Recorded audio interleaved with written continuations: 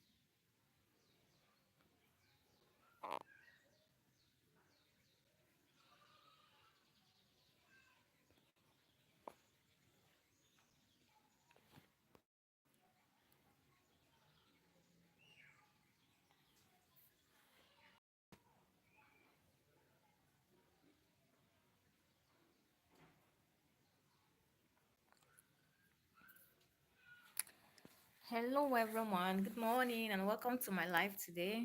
Please let me know where you are joining me from. Let me know. Double tap your screen to support my life.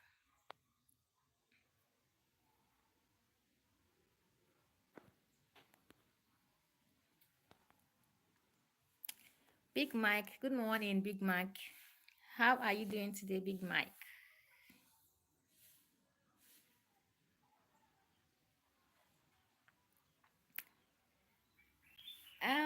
Nice to meet you too. I can't read your name, but nice to meet you too anyway. How are you doing? Um, Faxod. Faxod, I can see your message, but I can't, I don't understand the language you are trying to, I don't know. But thanks anyway for joining my life today. I appreciate. Please double tap your screen to support my life. All right, Big Mike, I can see you said you are good. That is nice. That is okay. Thank you so much for your support. I appreciate. Okay, your name, Tukushi. Good morning, Tukushi. Where are you joining me from? Big Mike, I'm a Nigerian. I'm a Nigerian, okay?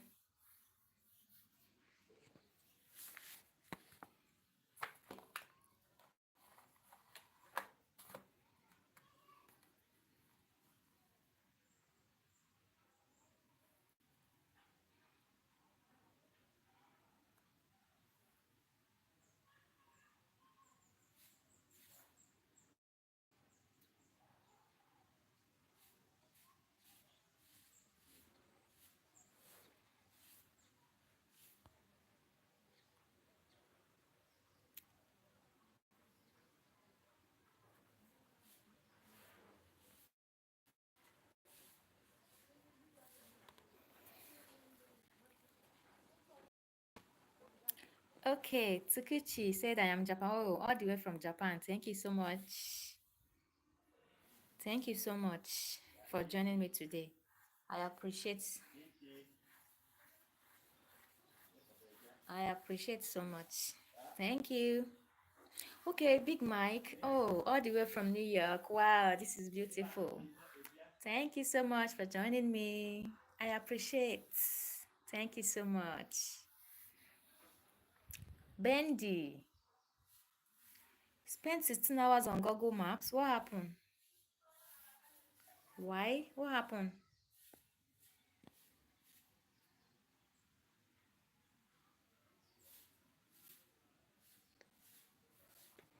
Oh, wow. Thank you so much. What is that, my friend's name again? Tsukushi. Thank you. I appreciate. Lewis. Lewis, I don't seem to understand you, Lewis. Okay, someone said in Abuja. Oh, You are welcome to my life today. Thank you so much for joining me. I appreciate.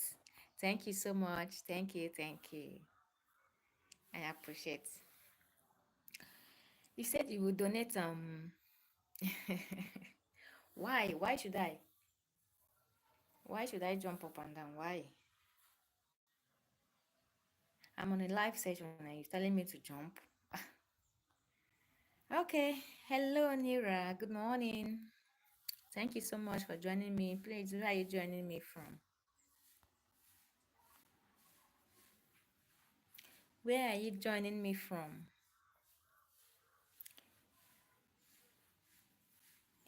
Okay. I think Lewis is leaving already. I don't know. It's okay. Is it right? Thanks for your time. Thanks for your support. Someone is typing. Someone dropped a message, but I can't seem to.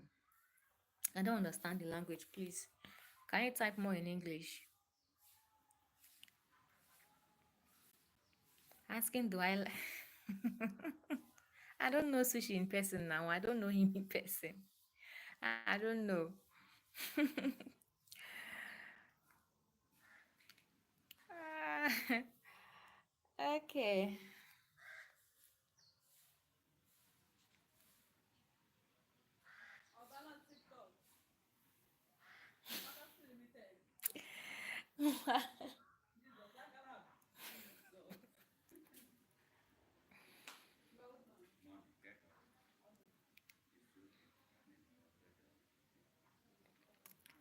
Okay.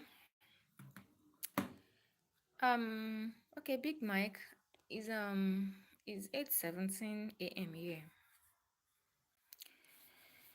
It's 8:17 a.m. We are in early morning here. Yes, I do. I like tomato. I like tomato. Thank you so much for asking, Sushi. I appreciate.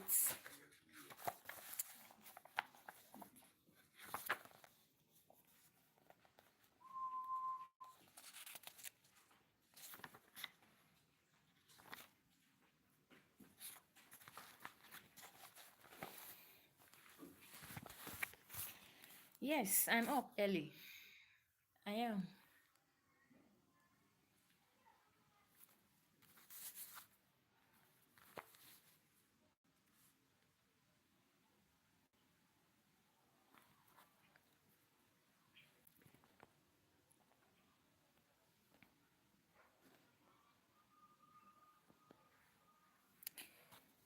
Okay, fearless. I think I can see your message. I am okay. I'm very well. How about you? This is coming from fearless.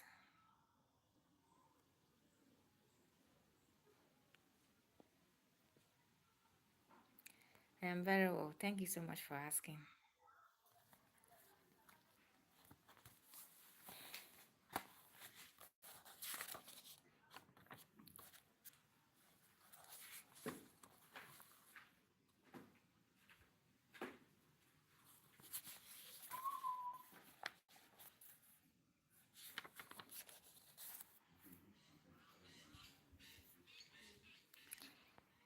Big Mike, I said yes. I am up early. I do wake up early.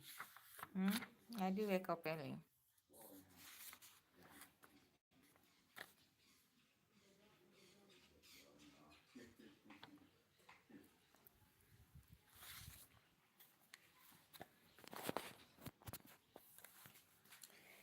Okay.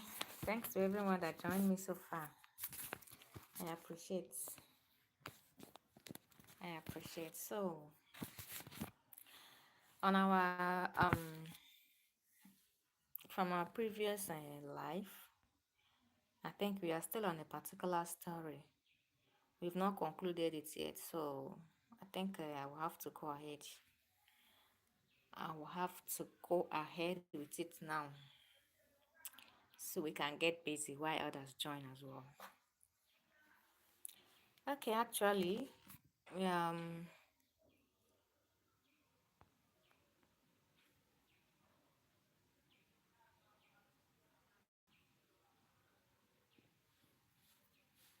okay, We did 4 chapters already. Chapter 1 to chapter 4 already. So I'll be starting from chapter 5 today. I'll start from chapter 5. So you listen and you tell me if you're enjoying the story. Thank you so much.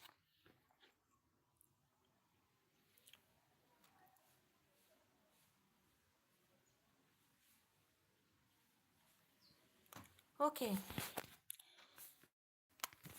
He said Gemma had fully adjusted herself to the academic environment, to the people's way of life, and to the climatic changes. She was happier and had made a lot of friends, both white and black. The nonchalant and discriminatory attitude of a greater majority of the students did not bother her from greeting them anymore. Hello, everyone. Welcome to my life. Please double tap your screen to support my life. Double tap your screen to support my life. If you're just joining me, and do well to like and subscribe as well. Okay, you said you grew tomatoes. Oh, that is beautiful. That is lovely. I think you have a garden. You have a farm. That is beautiful. Keep to it. Okay. Okay. She had a smile for everyone. She was lively, friendly, and humble. She talked when it was necessary and kept quiet when necessary too. She was loved by all who bothered to get close to her. In the hostel, she was referred to as the Black Angel, and in her class, she was popularly called Florence Nightingale. She was loved by all her lecturers and admired by all her classmates. She hardly talked in the class unless she was asked to. Very often, when the whole class could not answer a question, the lecturer would always point at Kema, who unfailingly answered the question to the lecturer's satisfaction. Her intelligence, coupled with her cheerful disposition, innocence, and humility, endeared her to all around her. Gave happy with life, to say the least. For the first time in her life, she lived in the midst of people who all in one accord loved her. She felt it was good to be alive. Every other week, she wrote to Maria and wrote to her parents once a month. Hello everyone, good morning and welcome to my live today. Please double tap your screen to support my live. Double tap your screen to support my life if you are just joining me. Elvis was to Elvis was posted to River State for his compulsory National Youth Service program. After the orientation course, which lasted for a month, he was deployed to serve in a very reputable oil company. The amount of money paid to him by the company at the end of each month was much greater than what he received as a corps member. For the first time in his life, he touched more than 5,000 naira he could call his own. He started drawing up plans of resettling his hunger-stricken and impoverished father. He planned to build a 2 or 3 room apartment for him and maybe start off a small business as well for him. His whole happiness then laid on how to make his father comfortable, and as time went on, to get married to Maria if her parents would agree to it. Every week and sometimes twice a week, he wrote beautiful love letters to Maria. Sometimes he composed poems about her and posted them to her. This is beautiful. Maria never Maria never ever had words enough to describe her joy whenever she remembered the weddings of the poems. She always looked forward to Elvis' visit, which was not very often due to his schedule of work in the office. Hello, Michael. Good morning. Thank you so much for joining me. Michael from UK, thank you so much for joining me today. Please double tap your screen to support my life. Double tap your screen to support my life. And don't forget to like and subscribe as well. Thank you so much. I am fine, Michael. I am very well. How about you? How about you?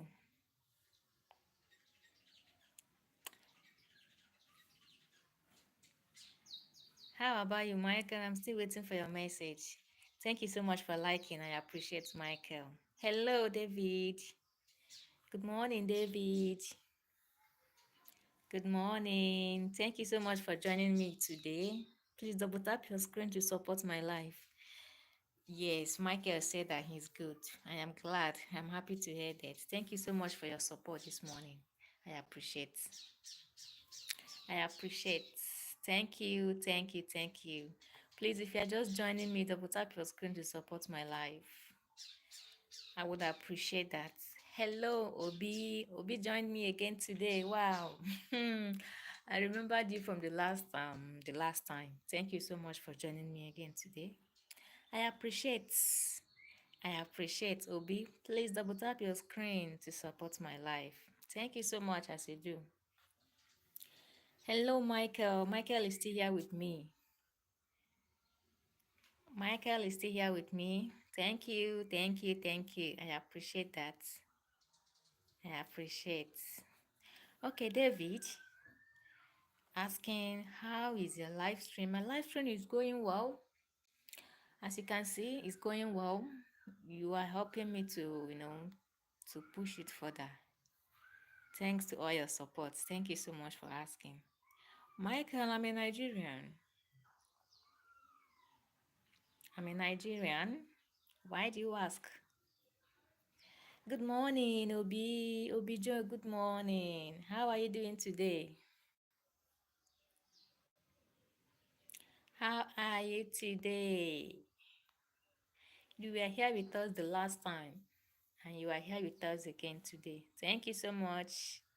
I appreciate.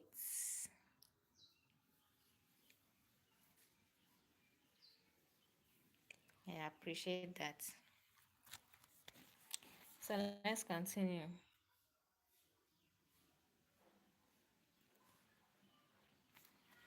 I should say hi to your sister David.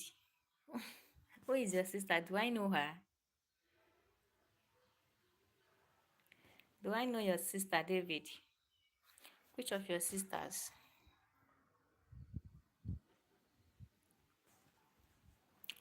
Okay, let's continue. He would have asked Maria to visit him, but he was very often offshore and would not like her to stay alone in his apartment when he was not around.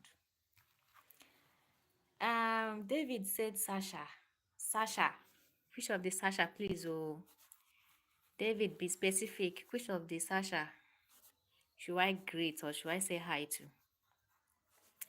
Hello, Omondi. Oh, sorry, Tobias. Hello, Tobias. Good morning. Good morning. Please, where are you joining me from? Where are you joining me from? Okay, I still have Omondi. Good morning, Omondi. How are you doing today? Please, where are you joining me from? Where are you joining me from? Tobias, please double tap your screen to support my life, okay? Omondi as well, double tap your screen to support my life. I would appreciate that. I would appreciate that, okay?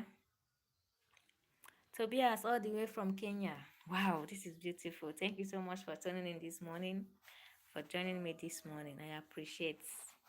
Please double tap your screen to support my life. Yeah, Kenya, Nairobi, precisely. Yeah, that is beautiful. Thank you so much. Thank you. Thank you. I appreciate. Please do well to like and subscribe too.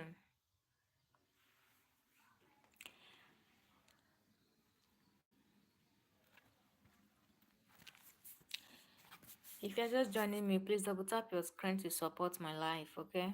Don't forget to like and subscribe. Yeah, David, I can. David. You're giving me a thumbs up. Omondi, are you still here with us? Omondi, are you still here? Are you still here? Let's see your comment, oh. Let's see your comment, please. If you are still here with us. All right, let's go ahead. The service year was coming to an end, and due to Elvis' attitude to work, he was among the three youth service members who were returned to work for the company as permanent staff. Elvis' joy knew no bound. He wrote to Maria telling her about it and also informing her of his next visit. His visit to the campus coincided with Maria's birthday. It was deliberate. Okay, Omondi, all the way from Nairobi, Kenya. Wow, I think I have two of you guys now.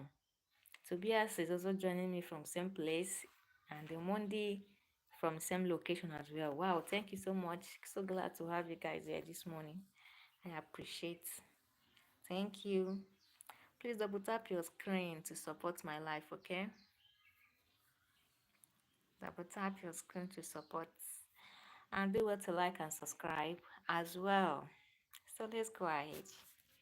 Happy birthday, love, he said as he stepped into Maria's room. Taking her into his hands, he kissed her tenderly. What date is it today? Maria asked, surprised.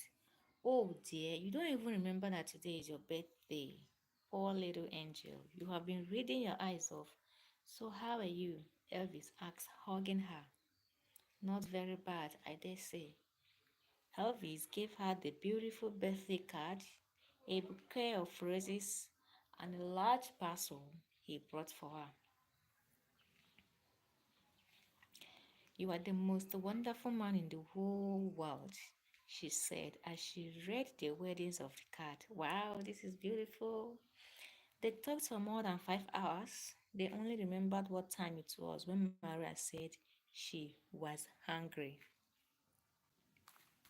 I will take you out to celebrate your birthday as well as my new appointment, Elvis announced.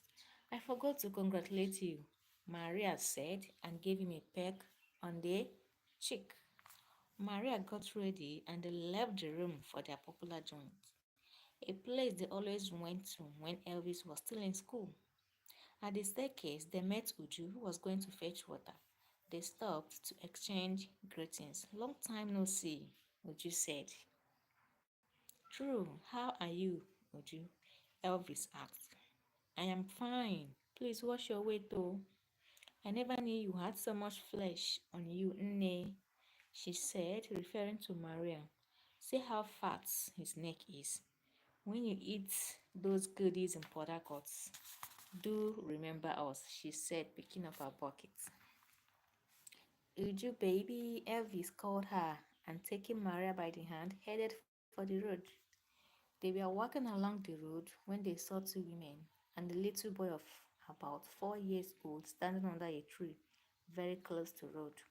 The women were busy talking and laughing while the little boy was playing with a tennis ball. The boy kicked the ball that rolled and stopped at the middle of the road. The little boy ran after the ball, and there was a lorry coming towards them at a top speed. Before Maria could shout, there was Elvis trying to save the boy. Elvis pushed Maria out of his way, and made straight for the boy.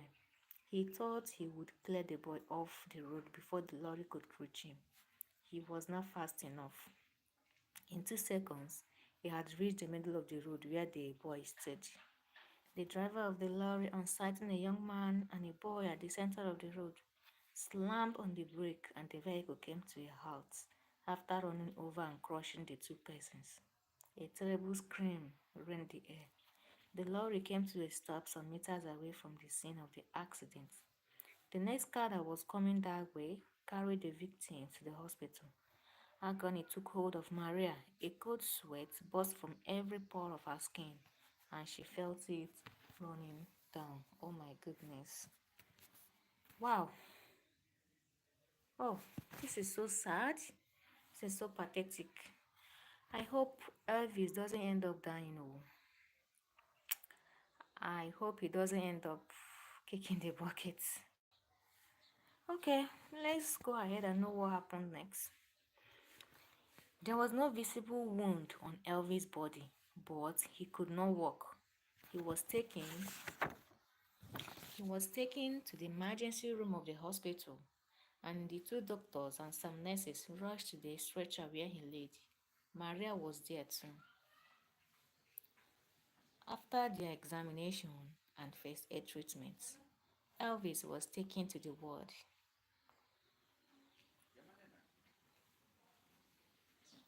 One of the doctors sent for an ambulance, which was to take him to the X-ray department. While Elvis and Maria were alone, Elvis whispered, Maria, Maria, I am here, Maria said between heavy, protracted sobs. I am bleeding all over. Wipe off the blood from my face. Wow. Oh my God. I feel so sorry. I feel so sorry for Elvis. Seems he's having an internal bleeding. Ah, okay. But there is no blood on your face, Maria said. The blood is making me go blind. Wipe it off, he pleaded.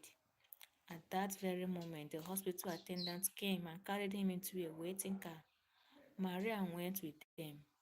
They did not allow Maria to enter the X-ray room with them.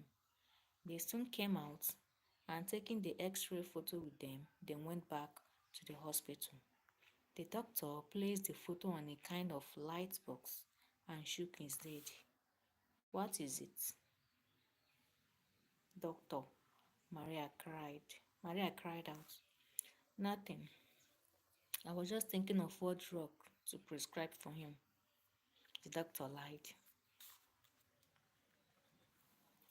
He wrote down his prescription and told the nurses to carry Elvis into the ward. He called his nurses and gave them instructions on what to do. Maria stood by Elvis' bedside until he fell asleep. She decided to go to the hostel and prepare some food for him. Hello, everyone joining me. Good morning. Good morning.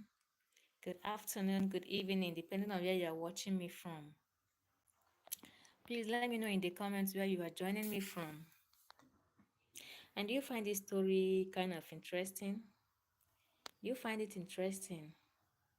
Honestly, I feel so pity for the poor boy. I hope he doesn't end up dying. What do you think? What do you think? Please, if you're just joining me, double tap your screen to support my life. Let me know in the comments where you are joining me from. Let me know in the comment section, please. Double tap your screen to support my life. And do want to like and subscribe as well. Thank you as you do. Okay. It did not take long for her. It did not take her long, and while she was coming back, she was accompanied by Uju and another of her friends.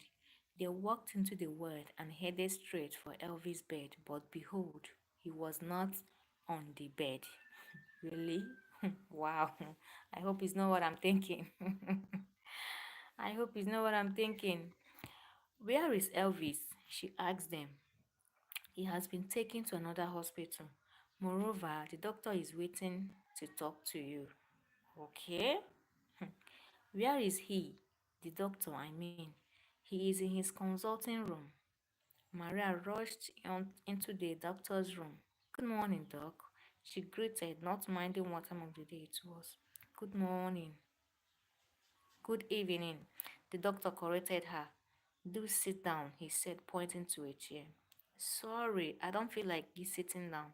Can I know where my fiance has been taken to? A moment, please, the doctor said and left her. He went and asked the nurses if Maria came alone. When he saw her two friends, he invited them into his office. It is a good thing you are here, Miss Chidozie. Your fiance passed away just few minutes after you left the hospital. OMG. Oh, for real? Wow, so Elvis ended up giving up the ghost. So sorry, I feel so sorry for the poor boy. It's not his fault anyway. He had internal hemorrhage. Wow, I said it earlier that maybe he's bleeding internally, but they didn't find out on time. Maria did not wait to hear the rest of the story, but gave a long yell, and by degrees, fear and torment mastered all her sensations, and she lost consciousness. Oh, the doctor ran to her side, picked her up, and called on the nurses to bring in a stretcher. The same stretcher on which Elvis was laid was brought in. The two girls, who the doctor thought would console Maria, were on their own parts, crying uncontrollably. Wow. Maria came to herself the next morning, and the two girls, having calmed themselves down, took Maria home to her parents. Somebody was sent to Elvis' relatives to tell them about his death. The news was all over the campus, and everybody that heard it felt for Maria. Wow. So sorry about that, though, Maria. That Elvis ended up giving. Elvis' company sponsored the burial and gave a large sum of money to his father. Elvis' father did not cry. He was too shocked to cry. People said it was better for him to cry and cry off the sorrow than to bear it within him. If he decided to bear it, they said it would kill him. The little boy whose life Elvis saved attended Elvis' burial ceremony in the company of his parents. He was very well, except for his right arm, which was a plaster. His father was full of apologies, and his mother looked like a dumb witch. Tears of contrition trickled down her eyes. 3 weeks or more since after the fatal accident which took away Elvis' life, this woman had never ceased to weep. She had never slept or eaten well. She told everyone who had come to console her that she was the real cause of Elvis' death. She never stopped narrating the incident and would always emphasize the role she had played in the fatal drama, as she referred to it. During Elvis' interment, she called her son apart and spoke for the first time since their arrival. Dear Shoo boy, that man died so that you will live, she said, pointing at Elvin's coffin. He died in exchange for your life. He saved you from death. Shoo, the man saved you. Shoo boy could not understand what his mother was saying. Of late, he had noticed some abnormalities in her mother's behavior. Her mother had stopped cooking delicious meal, stopped eating as well, stopped drinking her favorite ever fruit wine. She had also stopped chatting and laughing with her numerous friends who came too often those days to see her. Shu had not stopped wondering at all those things. It was a puzzle he had tried to solve without success, and there again was his mother, who had told him times without numbers that Jesus saved you from death, then telling him that a coffin saved him from death. Oh my goodness. The little boy is so confused. The little boy concluded that his mother was mad because he could not make head or tail from her story. He did not even know why they had traveled for so many hours just to come to a place where everybody was crying. He ran to his father's side and stood by him throughout the ceremony. Wow. Daisy could not believe it. She thought she thought it was a horrible nightmare that would soon fade away. It was not, and she decided to console her daughter. She did all she could, but Maria was beyond consolation. Maria spent 5 days in the hospital and more than a month at home. Her friends came to see her from time to time. They always brought Gemma's letter along with them. Not even her father could get her to reply to Gemma's letter. Hello, Alex. Good morning, Alex. I am doing very well. How about you? I am doing very well today. Thank you so much for joining me. How about you? Where are you joining me from, Alex? Let me know in the comments, please. One night, the telephone rang. It was a long distance call, waiting for several weeks for Maria's gamer. For Maria's letter, Gamer decided to give her a ring.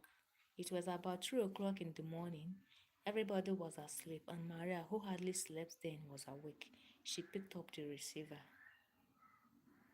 Okay, you said you're doing great. That is good. That is nice. Thank you so much for joining me today. Please double tap your screen to support my life. Double tap your screen to support my life and do what to like and subscribe as well. Thank you so much, Alex, as you do. Thank you. Hello, she said. It is Gemma speaking.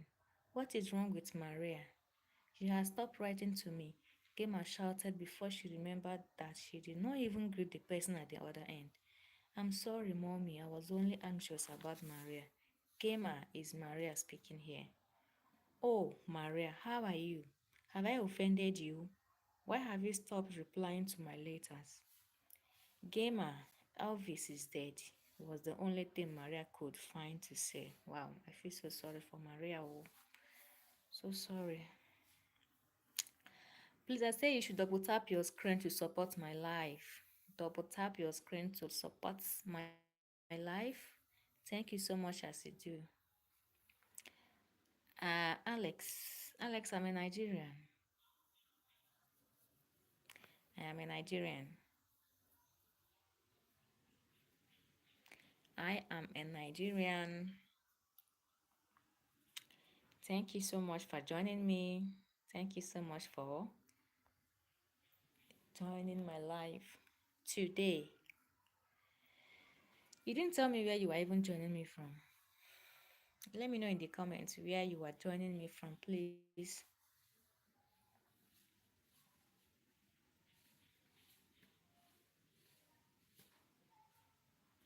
Thank you so much. I appreciate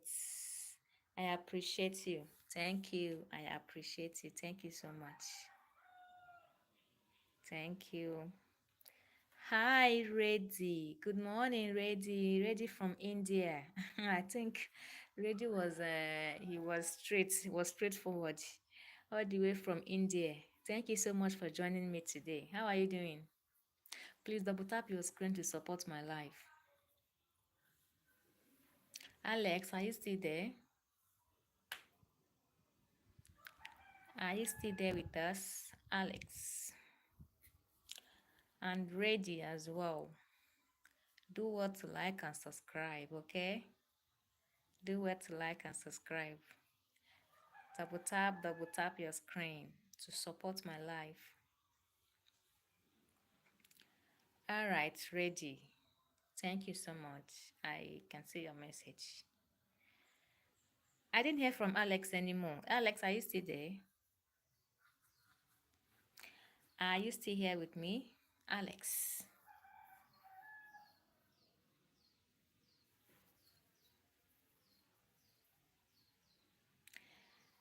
Okay, all right. Welcome everyone. Thank you for joining me once again this morning. Thank you for tuning in. I appreciate your support. Please double tap your screen to support my life if you're just joining us. And please do what to like and subscribe as well. So let's go ahead. Gamer, Elvis is dead was the only thing Maria could find to say. No, Gamer shouted and slammed down the telephone. She ran out of the phone booth crying. It was a good thing Glad accompanied her. Glad ran after her asking, Is your mother dead? Is your father dead? Is your sister dead? Kima did not reply but continued crying. Glad stood by her until she had calmed down. Then they walked quietly back to their hostel. 3 weeks to the commencement of the seasonal examination, Maria went back to school. She was emaciated and looked pale and ill. She looked like a shadow of her former self. All her gaiety and cheerfulness were gone. She only talked when it was absolutely necessary to do so. Her friends and her friends and classmates always kept her company. She seemed not to have liked their company, but they refused to leave her alone. They copied all her notes for her. and taught her all the lectures she had missed while she was away from school. Her lecturers were also sympathetic with her. At the end of the exams, Maria went back home. Okay, okay, I think Alex. Okay, Alex all the way from Tanzania. You would like me to you would like to welcome me to your national parks? Oh, for real? Alex, for real? Are you are you being serious right now?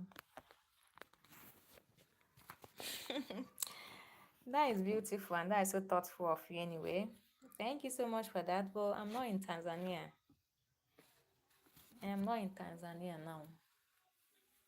So I don't know. I don't know.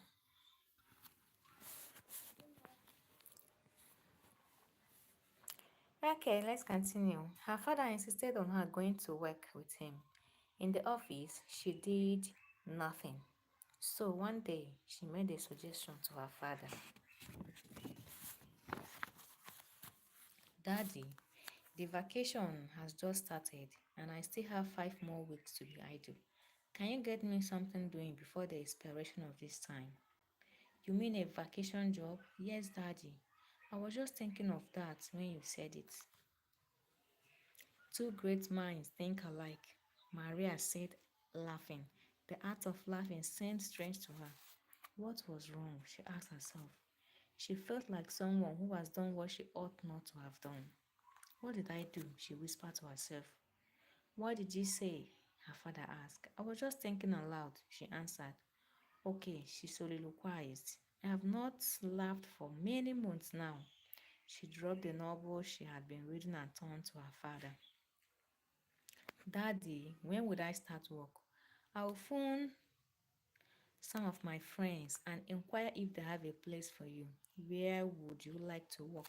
Anywhere. I have no choice at all. It is not a permanent job.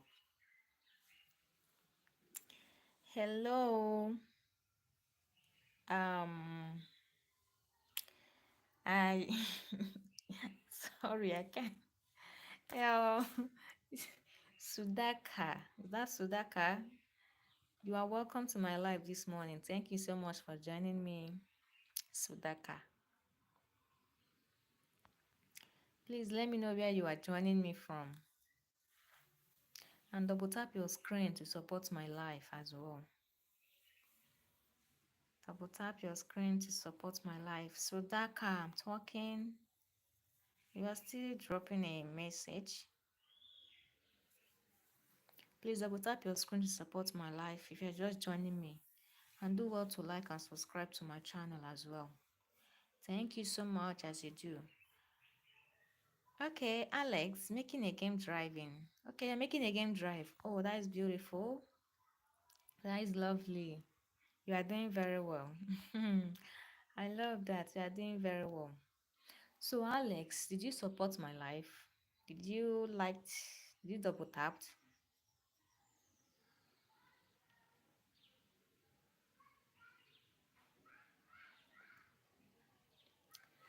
Have you supported my life? Did you like and subscribe? Sudaka, I can still see your message. Please, can you type? Stop sending me stickers. That stickers or emojis. I don't know. Can you type, please? Just type in English, okay? Type in English, oh, Sudaka. I'm waiting for your message.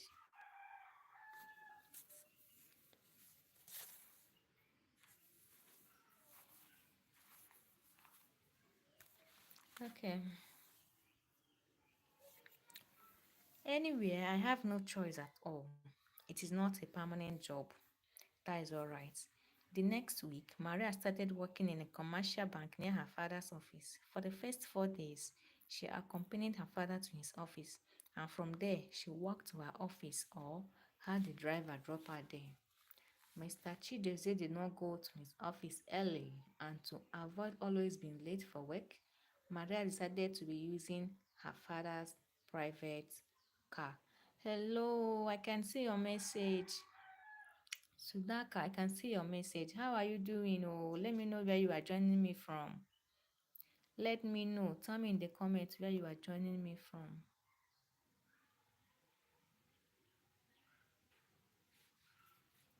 Okay. A Mercedes 280 salon. She was hardworking and very friendly to her customers that came to the bank. She worked at the foreign exchange department of the bank. Her schedule of work in the office was interesting and kept her very busy till late in the evening when she went home.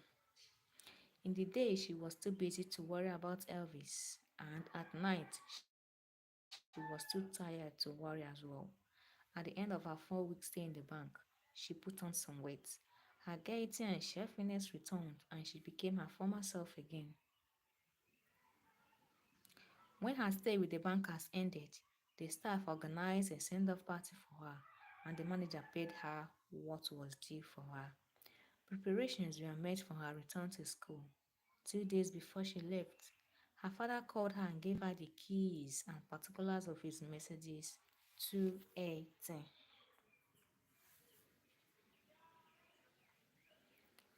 Sudaka, please, can you type more in English? Can you type in English? I can't. I don't know.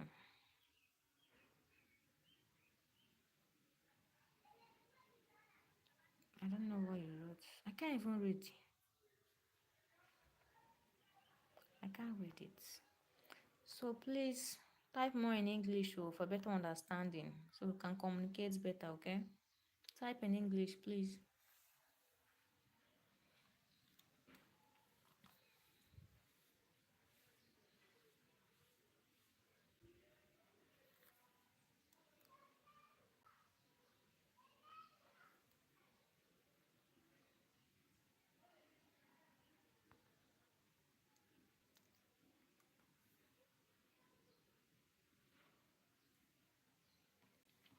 Okay.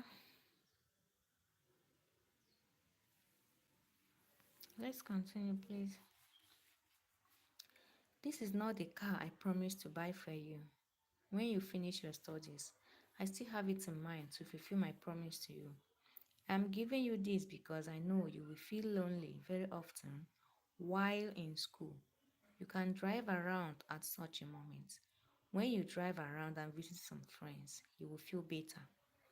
Thank you, Daddy. I don't know how to pay.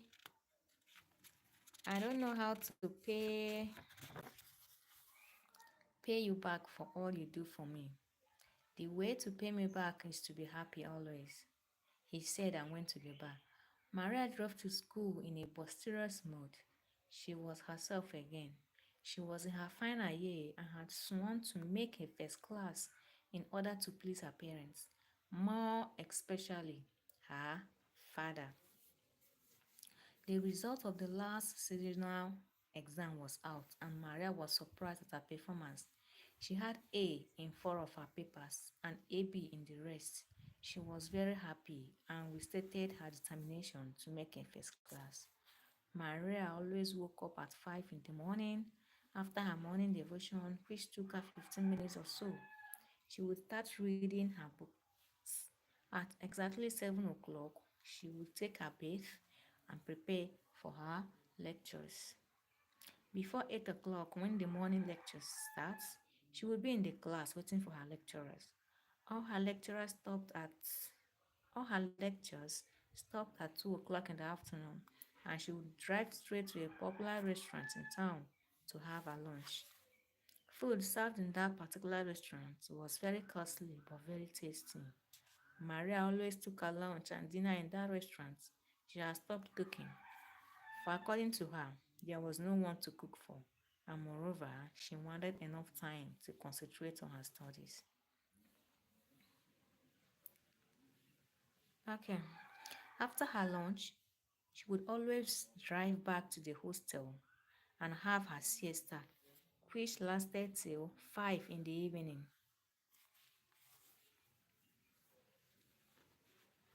Hello, Sudaka.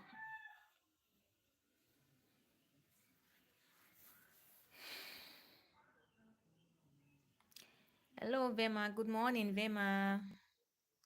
Good morning. Where are you joining me from? I am fine, Vema. How about you? I'm very well. How are you?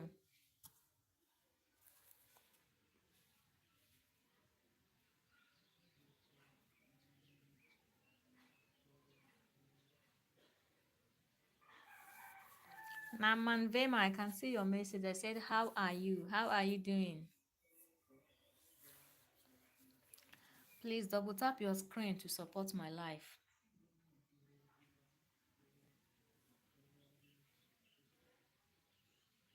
Double tap your screen to support my life. Vema. I hope you can hear me. Do well to like and subscribe as well.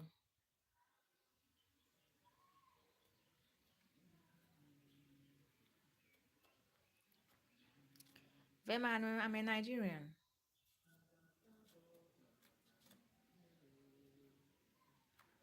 I'm a Nigerian, okay?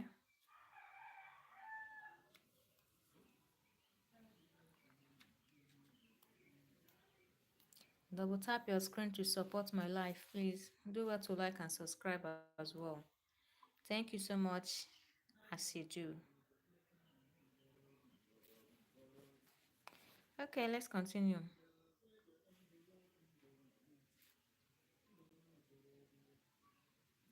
After her lunch, she would always drive back to the hostel and have her siesta, which lasted till 5 in the evening. At 5 o'clock, she took her bath and drove straight to the central library. She stayed permanently at the reference section of the library. She read until it was 9 o'clock before she would leave the library. When she did not feel like studying, she moved to the newspaper section and would go through all the day's papers and all the magazines she could lay her hands on.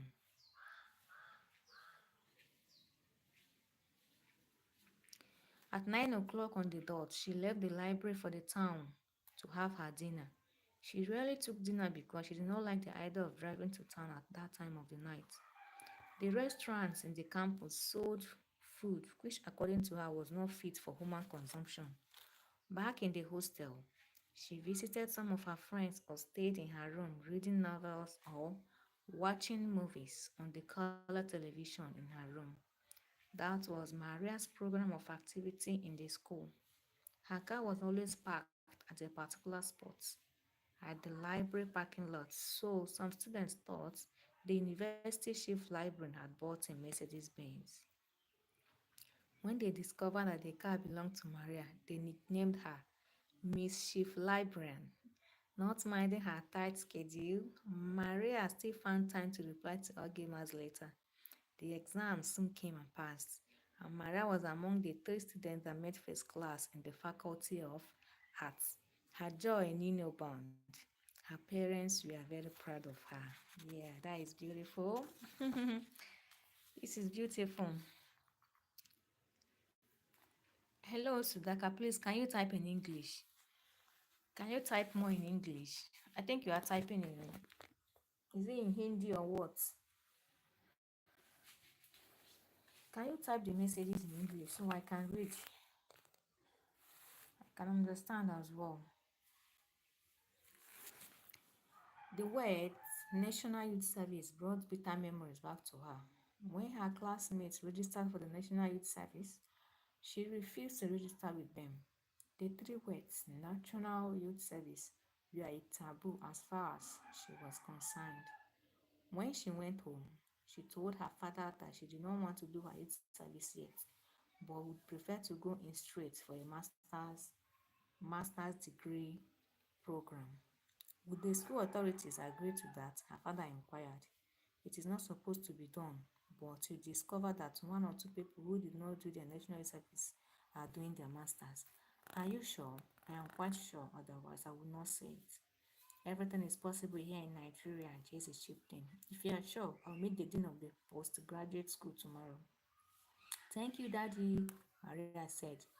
The next day, Maria and her father went to see the dean. He was not around. He was not around. So they went home and repeated the following day. Good morning, replied the dean. You can sit down. What can I do for you? I have a problem which you alone can solve for me. What is it? My daughter did her first degree here. She had a first class but does not want to do her National Youth Service program before coming back for her master's. Why? The dean asked, surprised. Undergraduates always look forward to it. She did sometime, but when her friends died during his service year, she became afraid of it. I have begged her to forget the past and face the future with renewed courage, but all my pleadings fell on deaf ears. Do help me if you can, Mr. Chidozie pleaded. Where is she? She's outside. Should I call her? No, the dean said. He dropped his pen, adjusted himself on his armchair, rested his jaw on his palm and looked straight at Mr. Chidozie. One would have said he put on his thinking cap at that moment. The dean looked at Mr. Chidozie steadily for 5 minutes and said, You know this is not done. It is against the rules and regulations of this university. The rule was made for man and not man for the rule, Mr. Chidozie reminded him. Are you suggesting I bend the rules because of your daughter?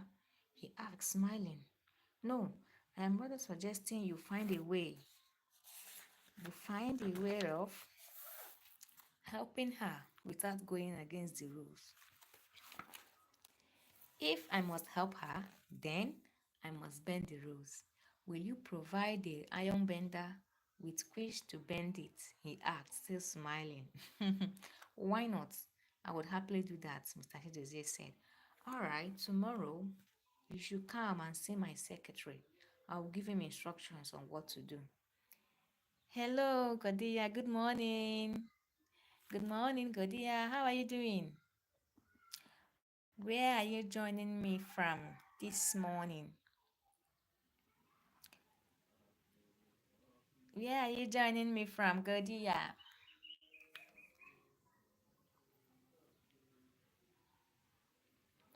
Please double tap your screen to support my life. Double tap, and do what to like and subscribe to my channel as well. Thank you so much as you do. Godia, I'm still waiting for your message. Let me know how you are doing and where you are joining me from. Okay?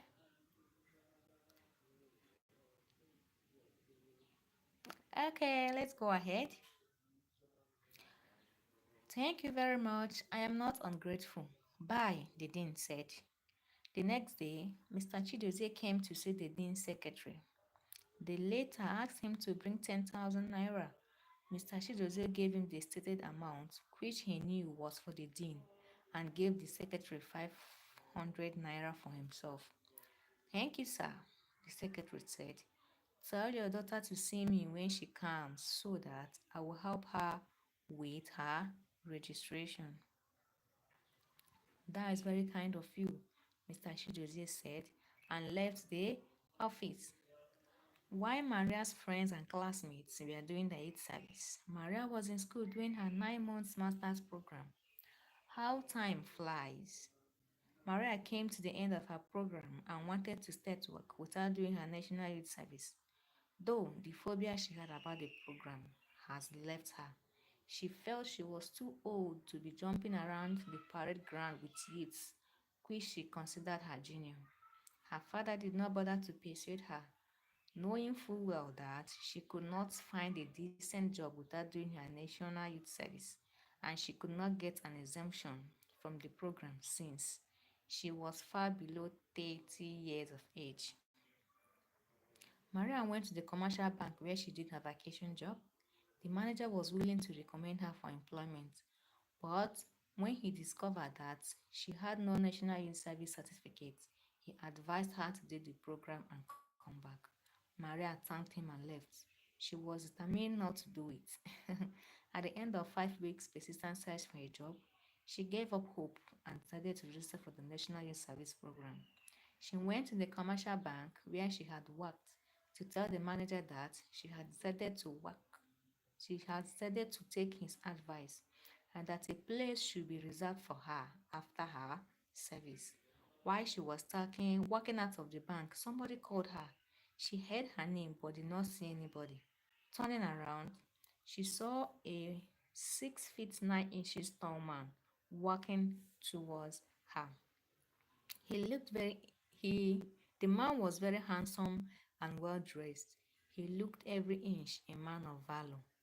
Maria, how are you? The man asked in his baritone voice. Okay, fine, Maria said and was about walking away when the man asked again, can't you remember me? No. Are you sure? Very sure. You forgot very easily then. Did you not work in this bank before? At the foreign exchange department to be precise. I did, but who are you? I am Chika Ebuna. You had always attended to me when you were working here. Some time ago, I came around and did not see you. I did not bother to ask because I know I will meet you again someday. So, where are you working now? I have just finished my master's degree program and will be doing the National Youth Service program in no distant time. Where are you posted to? The posting is not yet out. As a matter of fact, I have not even registered. Where would you want to serve? I don't have a choice. I will happily go anywhere. What if they post you to a place where there is no water, light, and good road? I don't mind. It would last for only a year or less. Would you like to serve in Lagos? I don't mind. All right, let me have your particulars. I have a friend who works at the National Youth Service Secretariat in Lagos. I will get him to influence your posting. Thank you very much, Mr. Chika Ebuna. The man completed. Maria gave him the information needed. Thank you, Maria said and was turning to go when Mr. Ebuna said, I will know how to locate you in Lagos when the program starts. See you then. Bye, Maria said and left the man. Hello, guys. Are you enjoying the story? Are you enjoying the story already? Please let me know in the comments if you find the story interesting so we can go on.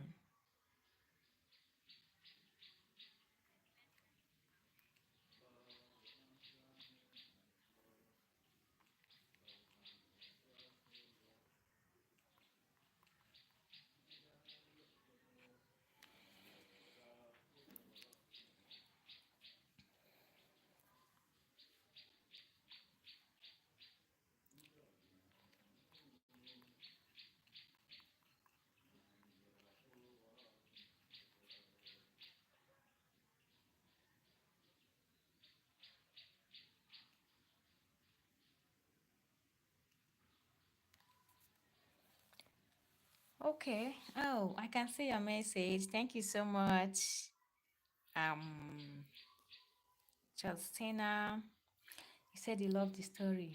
Hopefully, we hope it ends well as well. Thank you so much for that. Thank you. Thank you.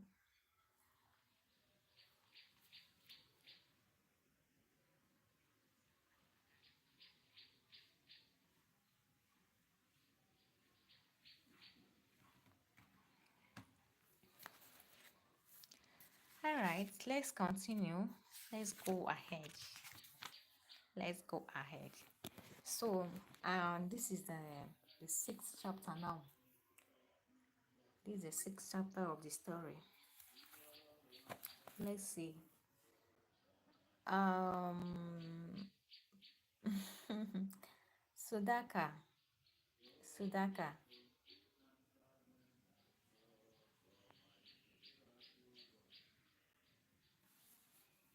Sudaka. Are you from India? Are you watching my live from India?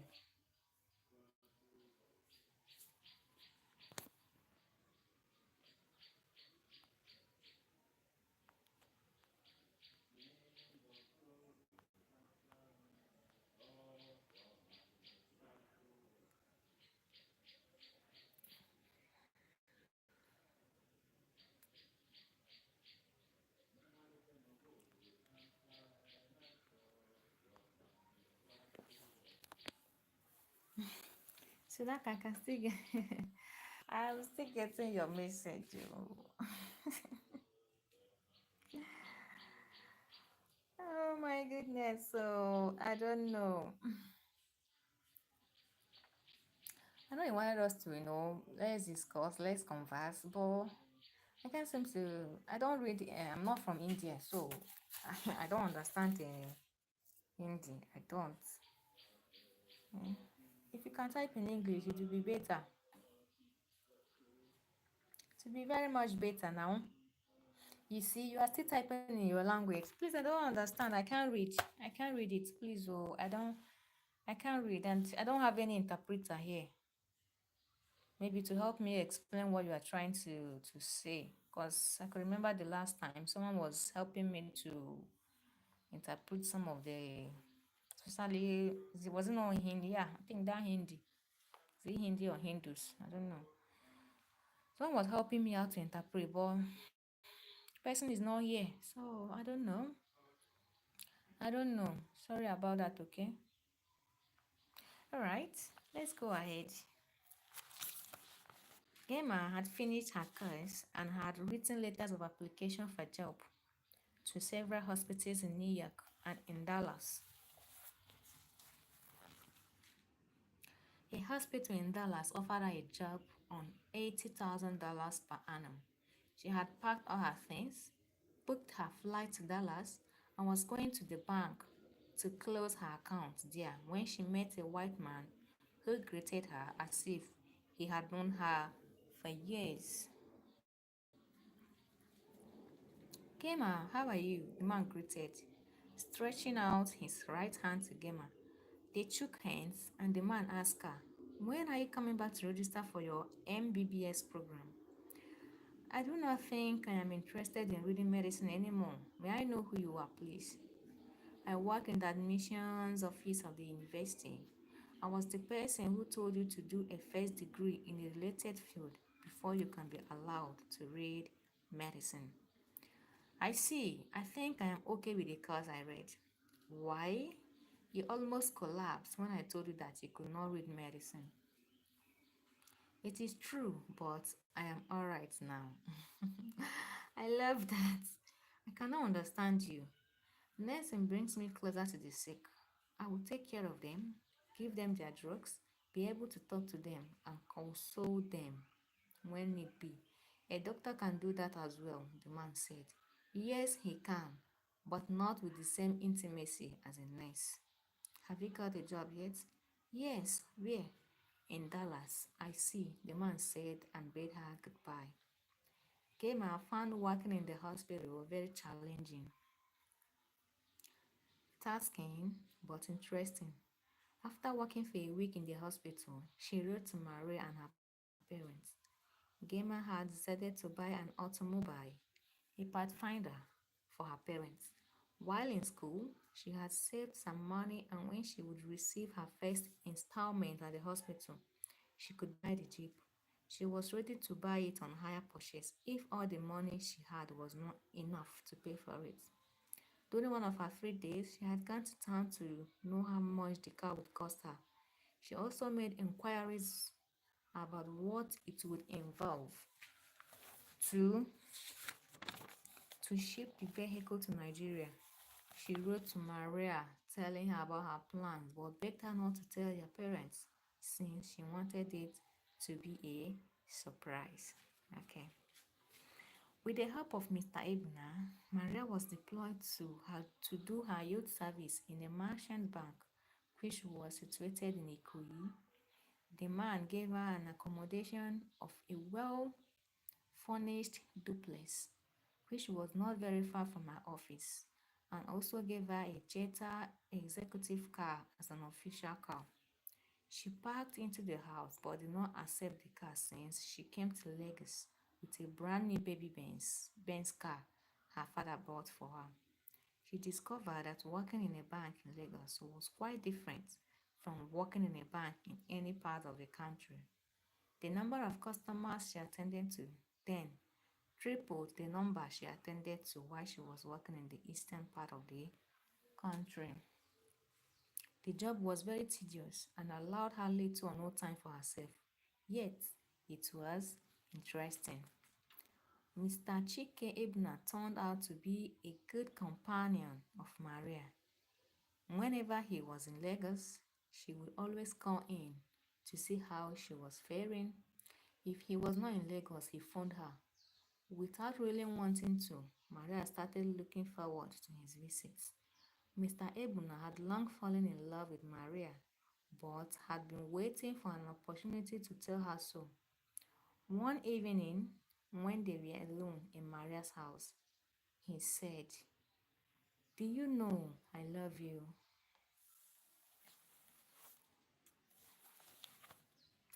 Sidaka, type in English, oh, please. Say something in English. Type in English, please.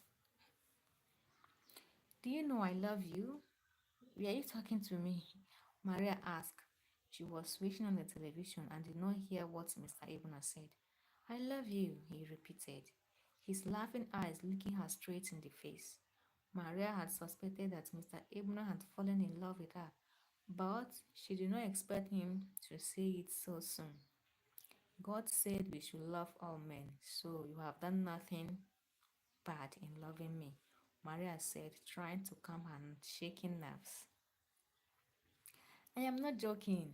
The first day I saw you, it seemed to me that life began.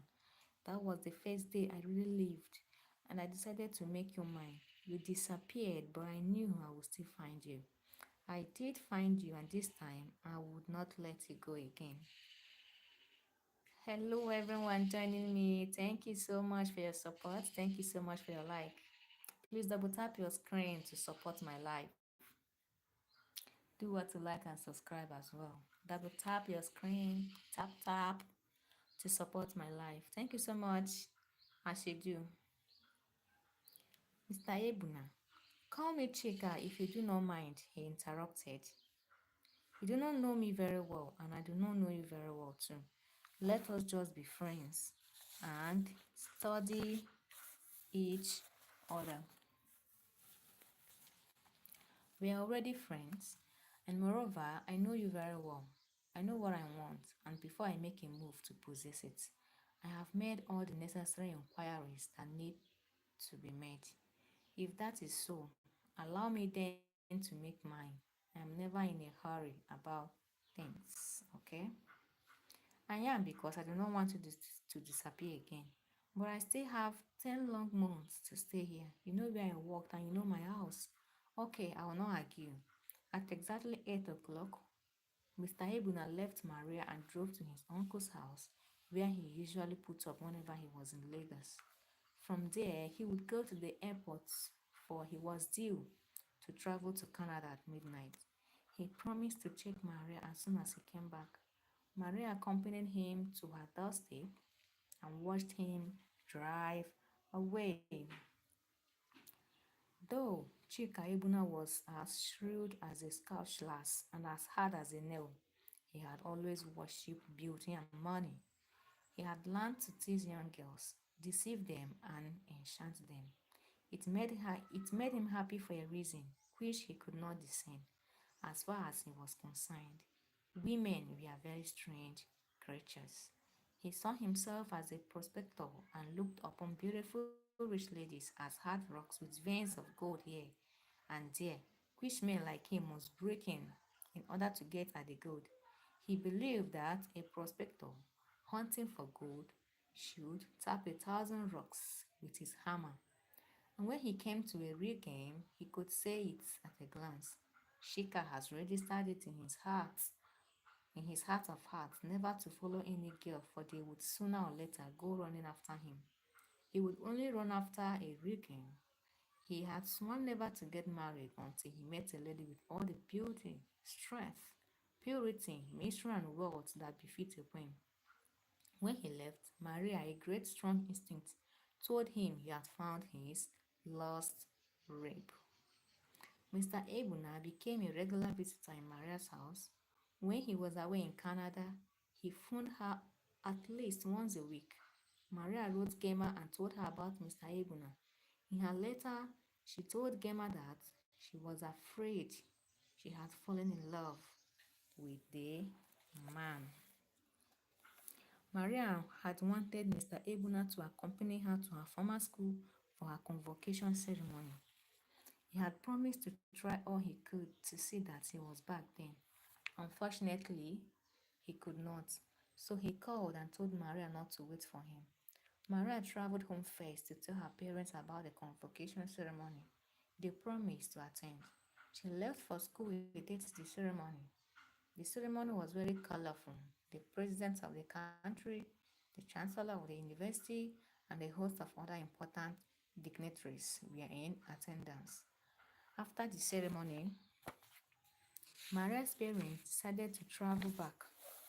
Same evening, Maria wanted to spend some days with her friends before going back to Lagos.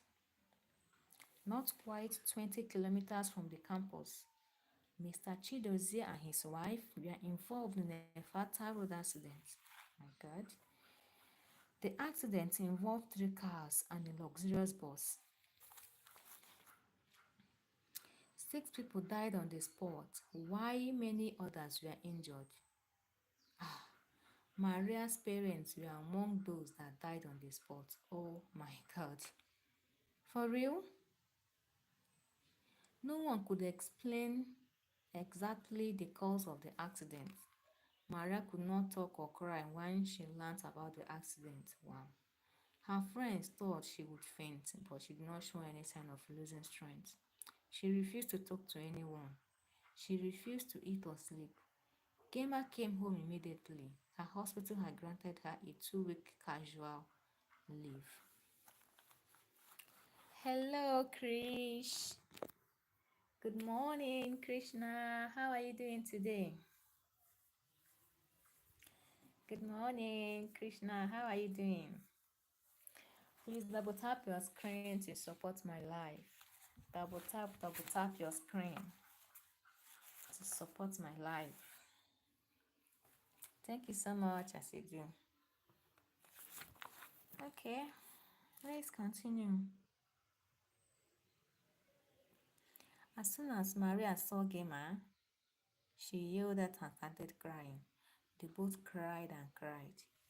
The crowd in their house tried to console them, but it was impossible.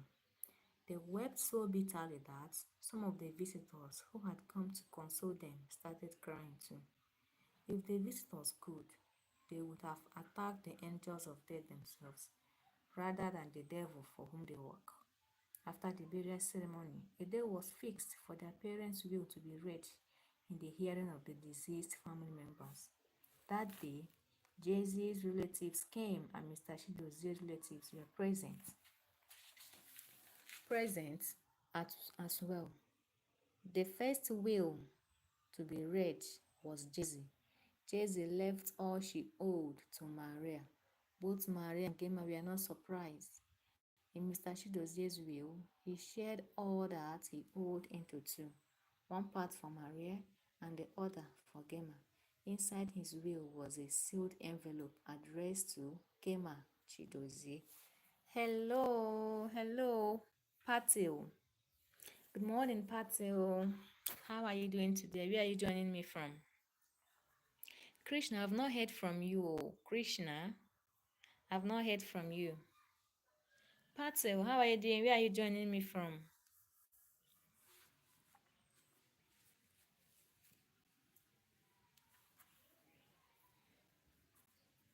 Where are you joining me from? Patil. Krishna, are you still there with us? Are you still here? All right, let's go ahead and see what is inside the envelope. At bedtime, Gemma and Maria tore open the envelope, and inside it was a letter in their father's handwriting. The letter read, "My dearest daughter, I would have told you this while I was alive, but I never wanted to see you hurt. You are not my biological daughter. When Jay-Z was unable to give birth to another child, we both decided to adopt you so as to give Maria a sister. She's still your sister. Remember, you do not have any other home apart from here. I love you. Greet Maria for me. Tell her I love her too. Bye. Your father, Emmanuel Chidozie. Wow. For real? Oh, so this is all it. This is it. No wonder the whole hate from Jay-Z, the whole, mistreatment, everything. Oh, so Gema was not the family's biological child. Wow. Okay, Patty from Zesh Republic. You are welcome to my life today. Thank you so much for joining me. I appreciate. I appreciate your time. I appreciate your support. Please double tap your screen to support my life. Double tap your screen to support my life. Thank you so much as you do. Krishna, I didn't hear from Krishna anymore. I don't know if Krishna is still here with us. Patel from Czech Republic, double tap your screen to support my life.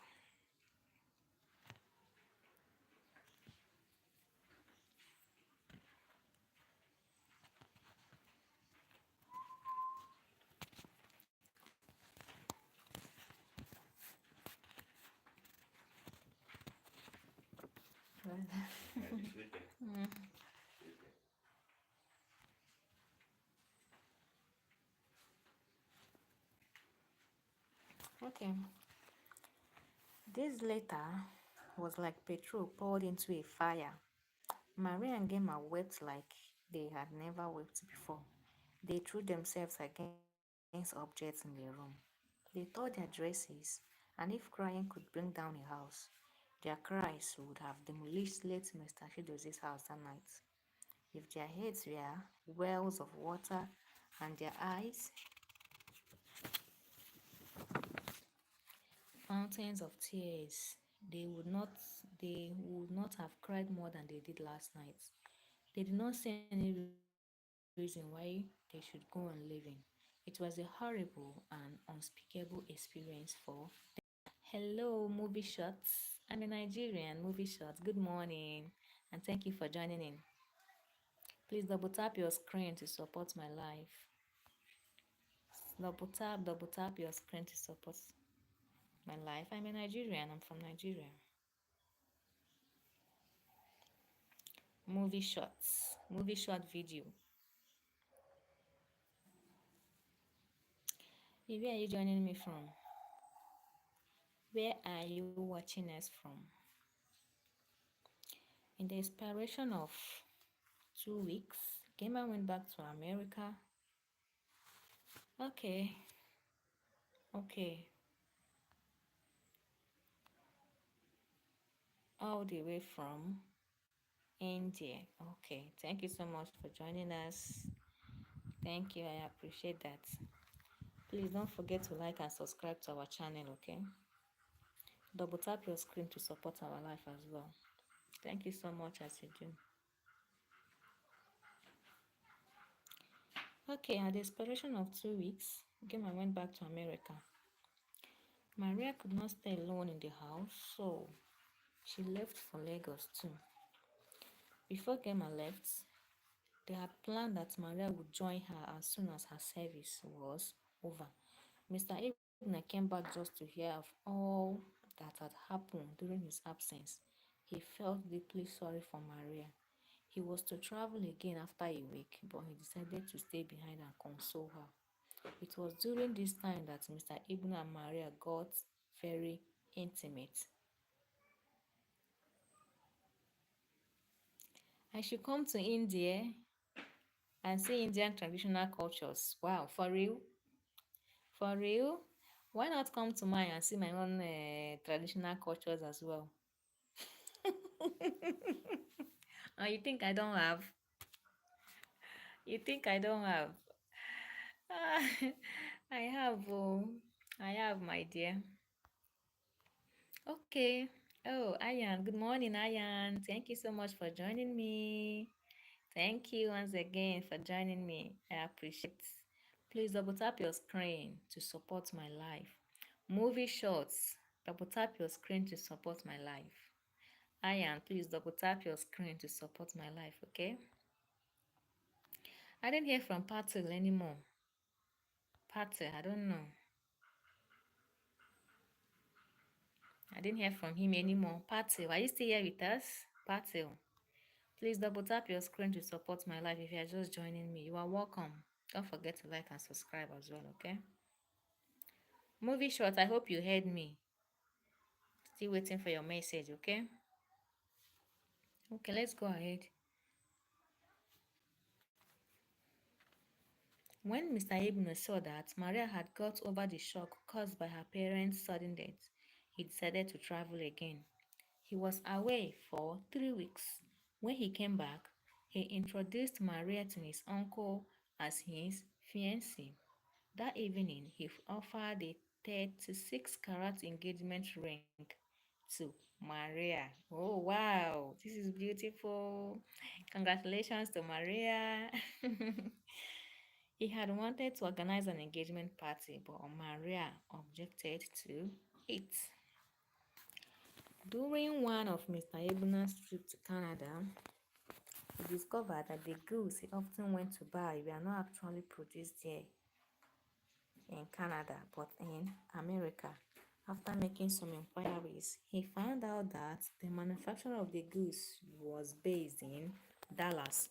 As a good businessman, he was. He decided to travel to America. He had met the manufacturer, paid for the goods and its shipping when he suddenly became very sick. He had wanted to travel back to Nigeria, but the air crew, seeing his health condition, refused to take him on board. He had no option than to get into a hospital. He was admitted.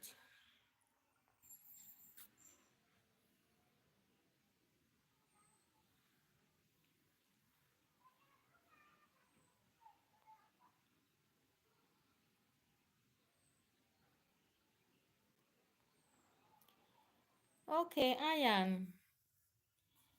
Um, I saw your comment. You're talking about ID. Okay, please can you um just give me yours. Give me yours, okay? Give me yours. Let me put it down. Just write out your own this thing. I will do the needful later. Sorry about that, okay? Sorry about that. So let's continue. Okay, I will do that. I've seen it. I will do that. Thank you. Please double tap your screen to support my life. I'm talking, I'm referring to you. Double tap your screen to support my life. Okay?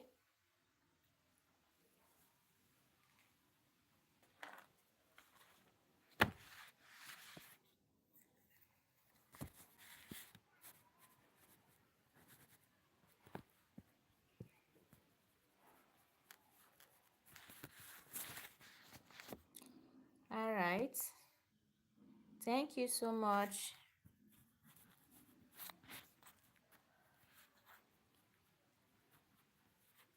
Thank you so much as you do. I appreciate that. I think I have your this thing. I have your detail now. I will do that later. Thank you so much. So let's continue. He was admitted. He could say nothing about his first 2 days in the hospital because he was juggling between consciousness and unconsciousness. On the third day, he felt much better. A nurse came to his bedside and stood studying his file. He opened his eyes a little, looked at her, and shut them again. The nurse came to his bedside and put a thermometer in his armpits. It was then that he opened his eyes again. To his surprise, it was a blackness. Good day, he greeted her. Good day, Mr. Charles. How are you today? The nurse said, smiling. Better. Who told you my name is Charles? That was the name you gave us when you were brought here. I see Mr. Ibn nodded his head. Yes, Ayan, yes. We were going through a story before you joined us. So we are trying to conclude it. We are trying to, summarize it. Yes, I am reading something. Mr. Ebner was hospitalized for 2 weeks, and the only person who cared to chat with him was the black nurse who introduced herself as Gema. Wow! When Gema was not on duty, she still came around to talk to her countryman and used that opportunity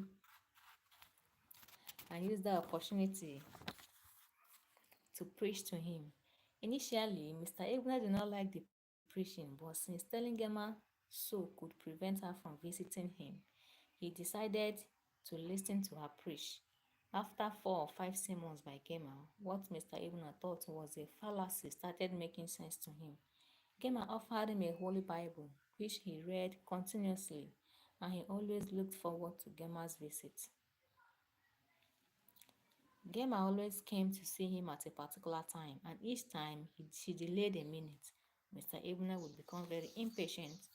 One day, as Gema was preaching to him, he was looking at her as usual, but we are somewhere else. He was thinking about Maria and of how much Gema behaved like her. She talks like Maria.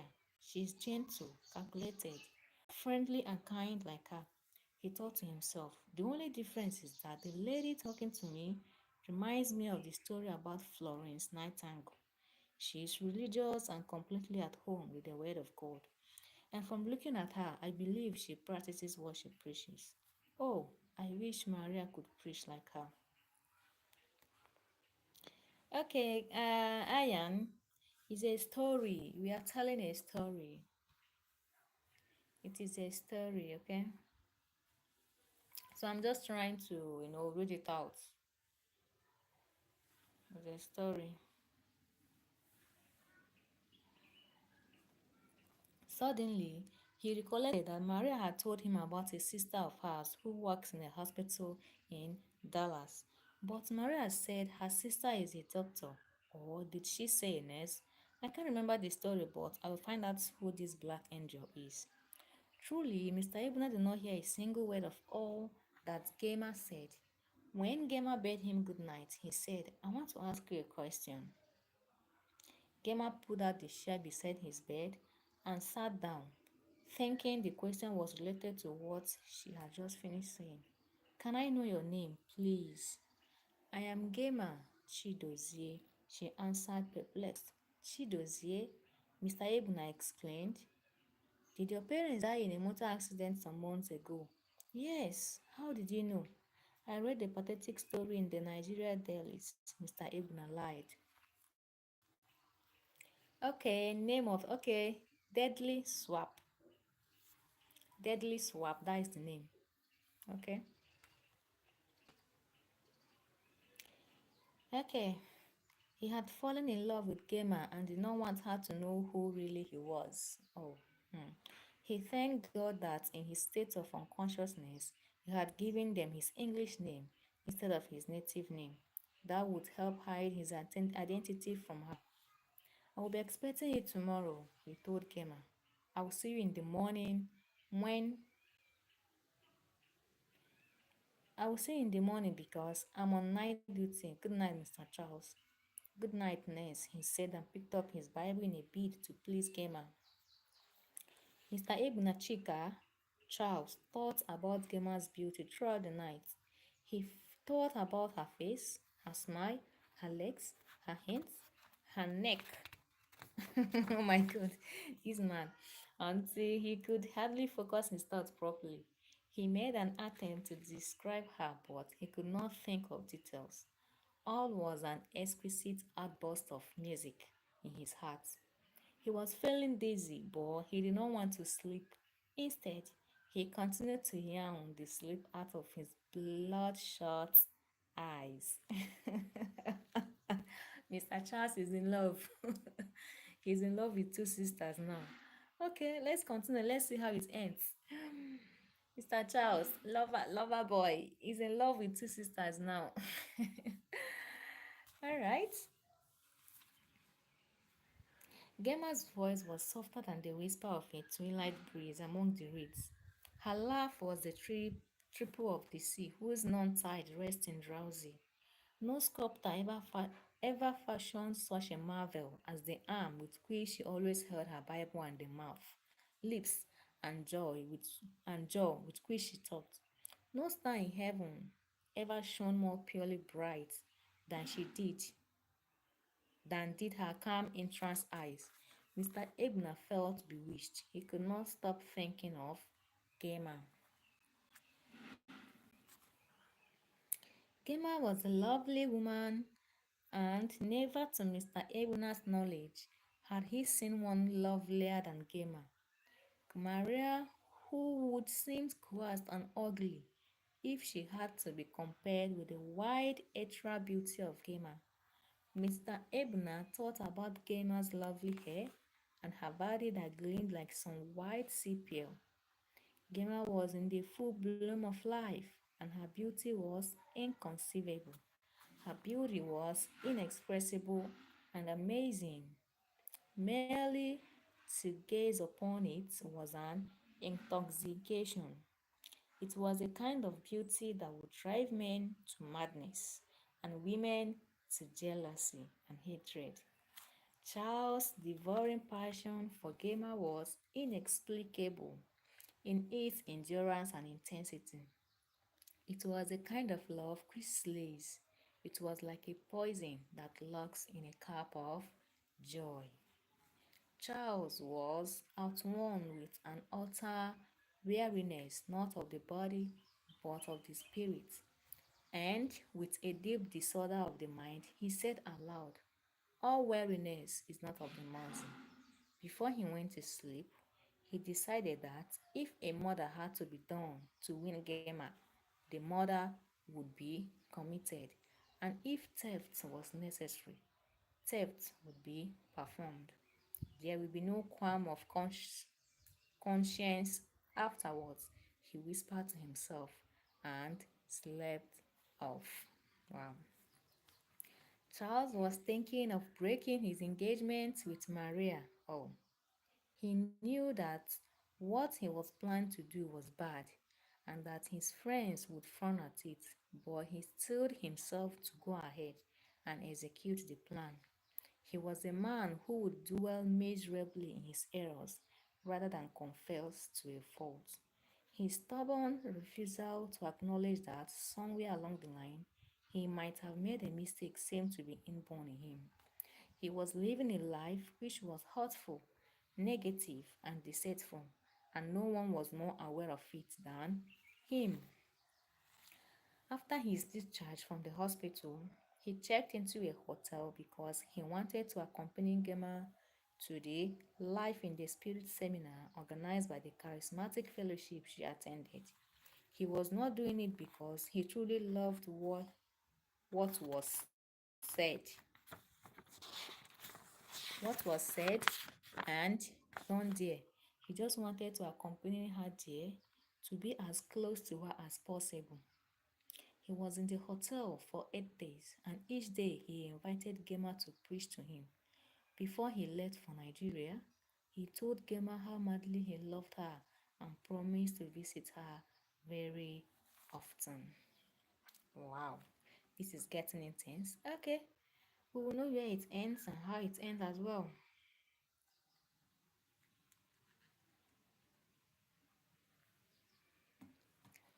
Okay, thank you everyone for joining in. Please double tap your screen to support my life if you're just joining me. And do what to like and subscribe as well. Double tap your screen to support my life. Thank you so much as you do. Thank you. Thank you. So let's go ahead. Let's go ahead. Back in Lagos, Maria did not know who to run to or what to say. She did not want to talk to Mr. Ebner when he walked into her house, but seeing how skinny he was, she went to him and asked him what was wrong and why he stayed away for so long. I almost died in Canada. I suddenly felt sick and was unconscious for 2 weeks, he lied. God forbid, Maria shouted. Who was taking care of you there? No one. I saw hell. I was all alone in a foreign land. Hey, sorry. See how lean you look. Sorry, dear. Maria consoled him. Mr. Abner soon recovered very well and started his overseas trips again. Then his first port of call was Dallas. He spent more time in Dallas than elsewhere. The more he got to know Gemma, the more he loved her.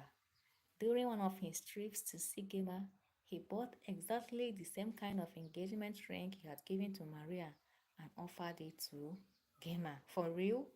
This man is really up to something. Oh, this man is up to something. Why should he?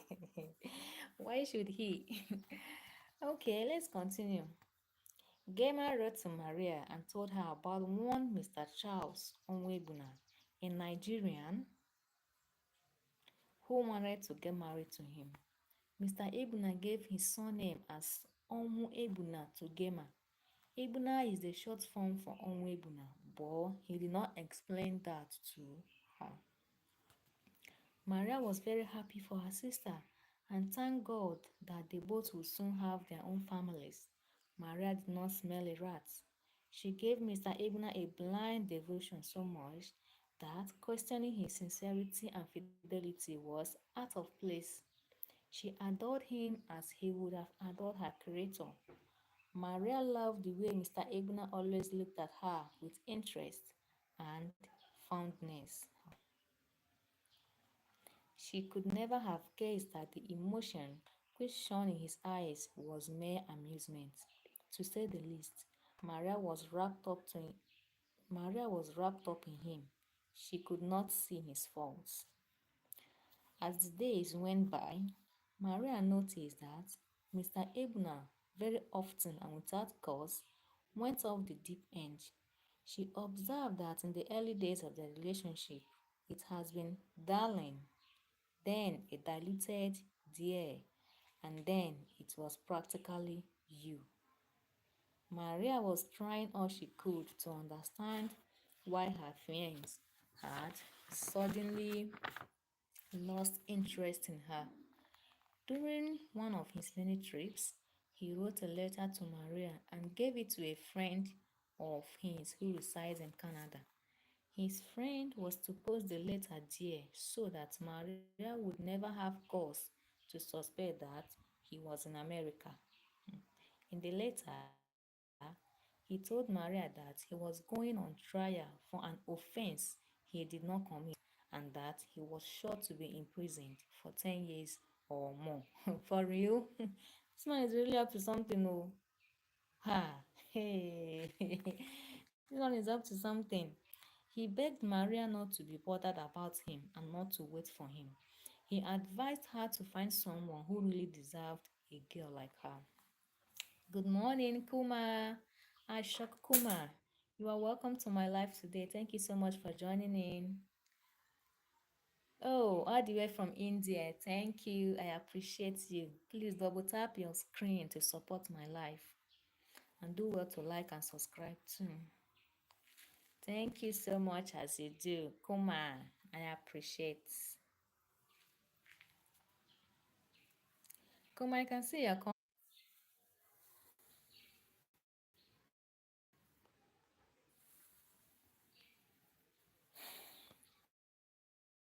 Sorry guys, I think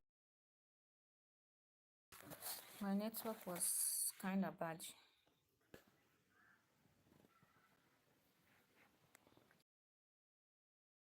Network call. Sorry about that.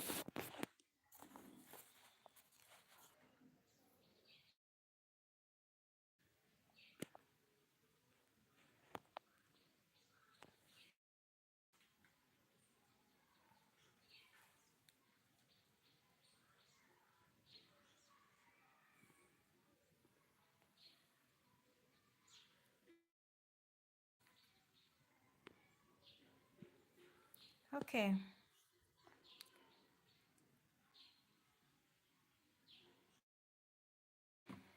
Thank you so much for still sticking to the live. Thank you. Let's continue with the story.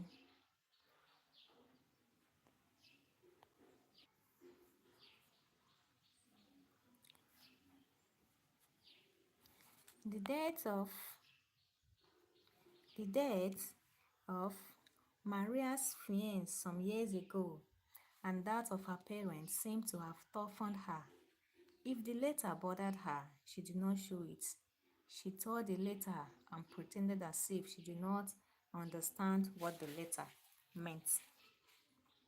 If one cannot talk about the past, and it also becomes impossible to have a future, only the present is left, she said, and shrugged to her shoulders. Maria wanted to eat eba. She went into the pantry and came out with 6 cups of rice, which she tripped into the pot of boiling water, which was meant for the eba. Immediately after she finished tipping the rice into the pot, she remembered she had gone into the pantry to get curry and not rice. She removed the pot from the fire, got another pot, and started boiling another water for the eba she wanted to eat. While she waited for the water to boil, she sang to herself. The water started boiling after 5 minutes, but it was 30 minutes later that Maria remembered she had put a pot on the fire. She rushed into the pantry and brought out a tuber of yam and started peeling off the skin and cutting it up into very small pieces for cooking. She had finished cutting up the yam when she remembered it was eba she wanted to eat. She was determined to eat what she wanted, so she used some of the boiling water to prepare the eba. On opening her freezer, she remembered she did not have any soup left. She looked around her as if expecting to find someone. When she was satisfied that she was alone in the house, she roared with laughter. Isn't this funny? She asked herself. She went into her sitting room and thought about all that has happened to her since she entered the university. All the past went before her as she struggled in those dark waters of her past. Event by event, item by item, she rehearsed the story of her life. She became loathsome. And loneliness, which was concentrated and expressed in her awful thoughts. She tried to sleep but was not able to. So she started thinking again till she grew weary of the task. At that moment, she remembered her friend, Ebere. Ebere was a colleague of hers who had always wanted Maria to accompany her to their fellowship. Maria was a Catholic, and if her parents were alive, they would have frowned at her attending any religious gathering outside the Catholic Church. She wanted someone to tell her about Christ. She needed friends and people to comfort her, but she did not want anything to offend her dead parents, assuming that what her great grandmother told her about dead people knowing what the living do was true. That very night, the desire to have comfort and peace, no matter what church was, more than her desire not to offend her dead parents. She dressed up and went to her friend's house. Her friend Ebere lived in the same bank quarters. Ebere was very happy at Maria's visit. She felt like a hunter whose trap got a big game. Ebere felt like singing, but since she did not know the aim of Maria's visit, she kept quiet, but happily invited her into her living room. Ebere was chatting away and laughing happily, but when her gaze did not reply to all she had been saying, she had a closer look at her and discovered that Maria was very depressed and gloomy. She seemed to have suffered for years from acute depression. Ebere stopped talking and went closer to her friend. Maria, she called again. Hmm? Maria answered, looking straight at her friend. What is it? Hmm? She answered and looked as though a crossed her face and caught her breath. In the intense silence which followed, Ebere thought that she could hear her friend's heartbeat. What is wrong? Everything is wrong. For months now, I have noticed that you are not yourself anymore, but you are always on the phone with me. I try to talk with you. I am not asking you to follow me to my church program. What I want to do is just to tell you about someone who loves you just the way you are. Someone who wants to be with you always, who wants you to confide in him. This man is faithful and trustworthy. I know him very well. He will not let you down. He knows you do not have a mother or a father, and even a brother or sister. That is why he has sent me to tell you he loves you. What do you say? Mary asked, looking at her friend. After a long silence, Maria said, my first love, my parents, died suddenly. Elvis died and left me, broken-hearted. Now my fiance had disappointed me. I have now come here to talk about love. I have had enough of it. Men are very untrustworthy. Tell me, man, tell the man that I am tired of men's love. That man I'm talking about can never, I said never fail you. I can swear to that, I say. All animals are equal, Maria responded, but some are more equal than others. Are you talking about your brother? Maria is funny. I am talking about Jesus. He is the greatest comforter, counselor, companion, lover, brother, master, and Lord. Indeed, he is everything good. I want to introduce him to you. Maria looked brighter and listened carefully to all her friends told her about Jesus. At the end of their 5 hours discussion, they prayed together and Maria agreed to accompany her friend to her fellowship to know more about this Jesus who had given her some comfort that night. It was very late when they finished this discussion, and so Maria slept in her friend's house. From brief encounter, habit grows. Ebere and Maria became inseparable. Inseparable. When they were not in the office, they were attending fellowship, and when they were not at the fellowship, they were either at Ebere or Maria's house, sharing the scripture. I hope you are finding this story interesting. We just concluded another chapter now, and we are heading to I think this is the last chapter of this story. This is the last chapter, so we are going to conclude the story here. So stay tuned, don't go anywhere, stay, so we can conclude this story together. In our next life, we can move over to another story. Okay, let's continue.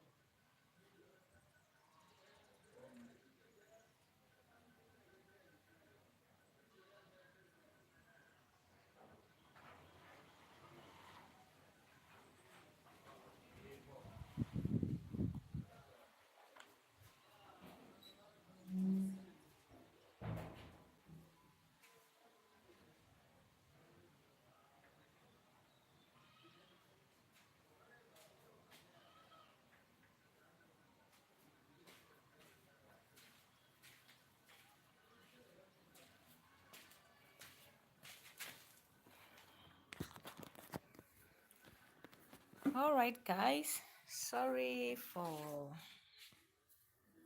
the little distraction. I had to attend to something. I am back now and I'm here, so I will continue our story.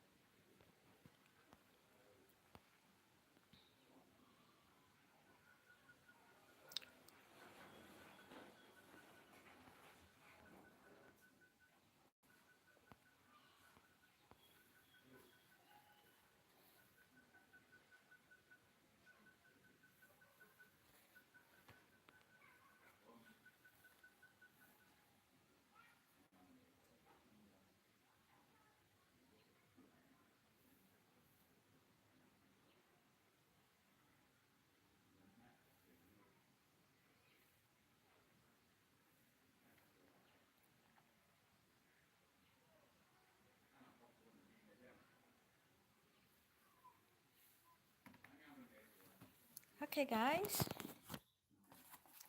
let us go ahead with the last chapter of the story. Let's see how it ends between Gamer, Maria, her sister, and then Mr. Chika Ebuna from Maria's side. And what did he, he said he's Mr. Charles Onwebuna to Gamer. You see, one person, two different personalities, which is very, very wrong, which is not very, very fair. Because I don't know, deceiving two sisters at the same time. That is so bad of him. It's so bad of him. So, but let's see how it all ends. So this is the last chapter of this story.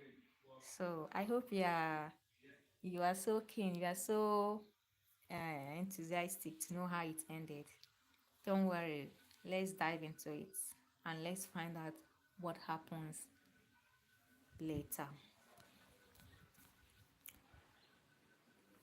Okay, the wedding between Gema Chidozie and Charles Onwebuna took place exactly a month to the end of Maria's National Youth Service program. Okay, so finally, this guy ended up getting married to Gema for real.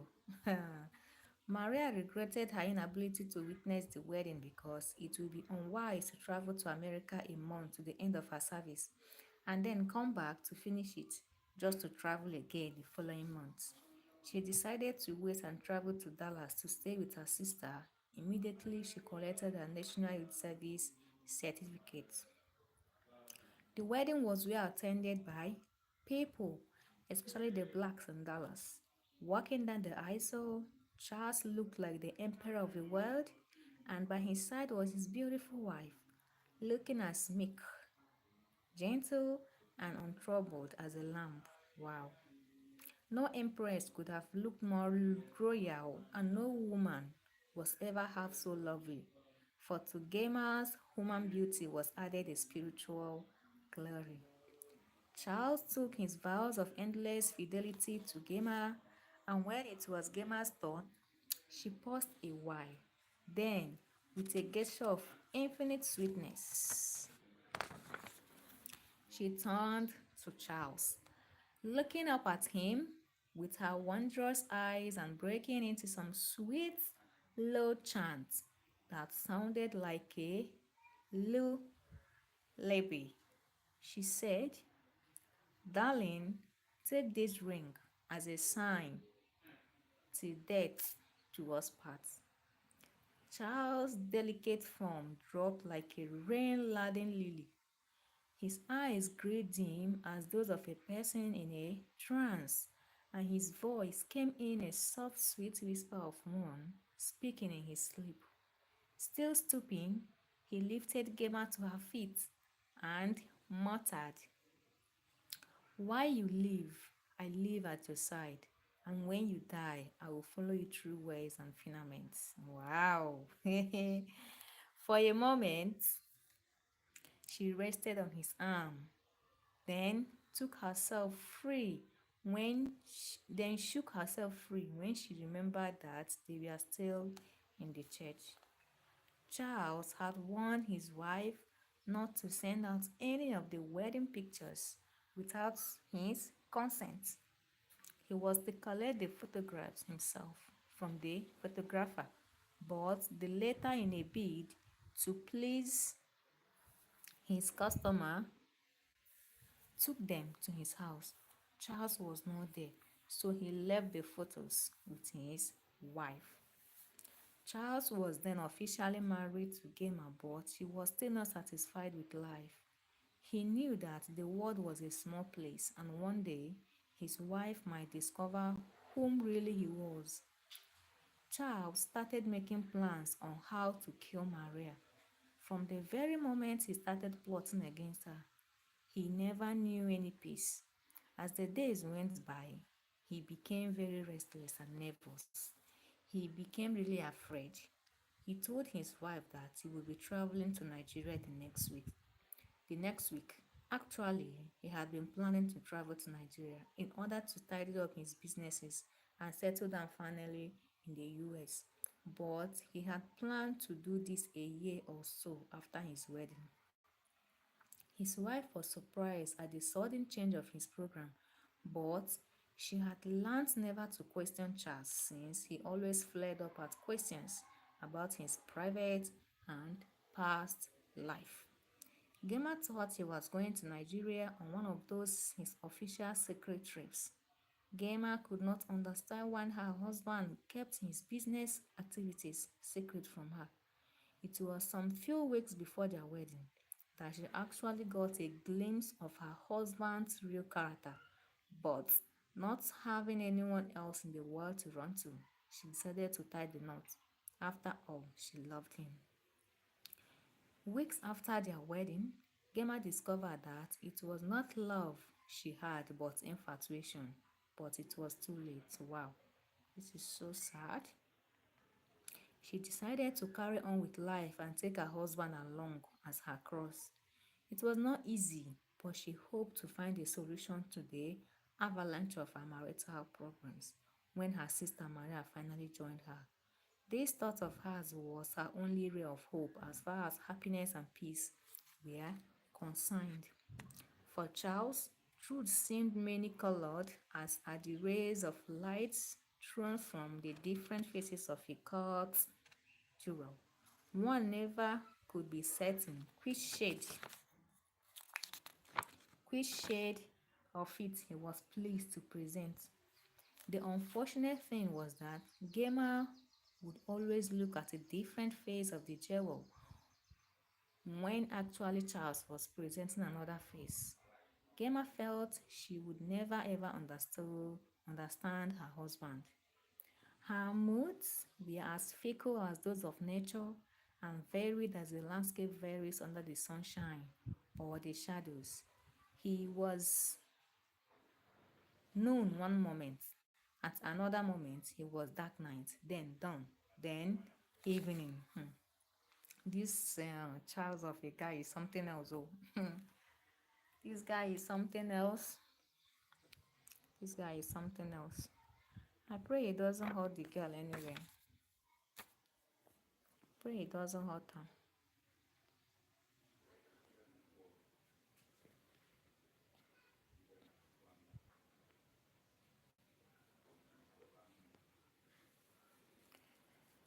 Okay.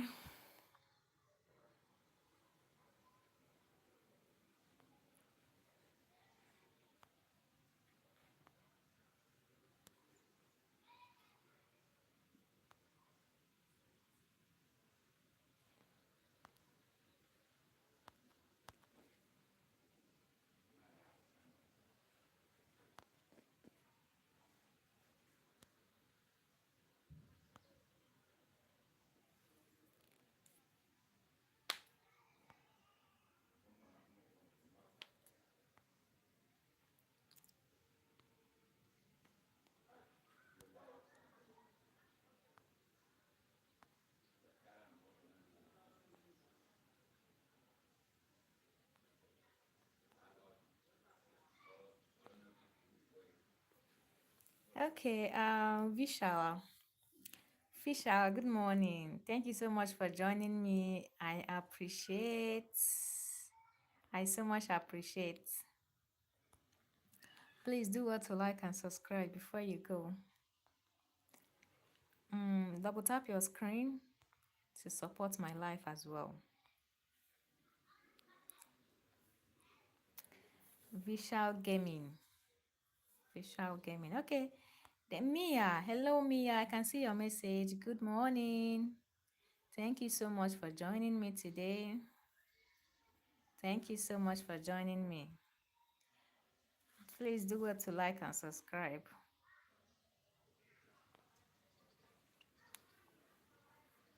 Thanks so much, Visha. I so much appreciate. Thanks for the encouragement. I cherish that.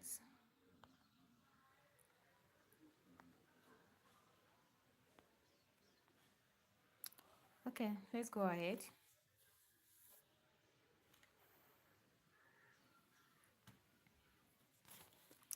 Charles had not succeeded in making a definite plan on how to kill Maria, but he was determined to do something about it before he left Nigeria. He could not do the killing himself, so he decided to look for people to do it for him. He was determined to pay any amount, but nobody wanted to help him. He felt like forgetting the plot, but his fears was great. So he decided to visit a notorious and wicked herbalist who lived alone in the dreaded forest in his native town. The herbalist requested the stool of a man who committed suicide, the tongue of a mad man, a small coffin, the intestine of an owl, the skull of a man who got drowned, and a lot of other strange things. Charles searched for those things for a long time without getting any. He went back to the herbalist who collected 126,000 naira from him in order to buy the things himself. He told his customer to return after 3 days for the ritual. After 3 days, Charles returned to the herbalist. The herbalist brought out a small coffin measuring 7 by 3 inches and told Charles that he had put in all the items he bought into the coffin. Charles could not understand how the items the herbalist claimed to have bought could all go into the little coffin. Since he did not want to offend the herbalist, he kept quiet. After all, what he wanted was the life of Maria.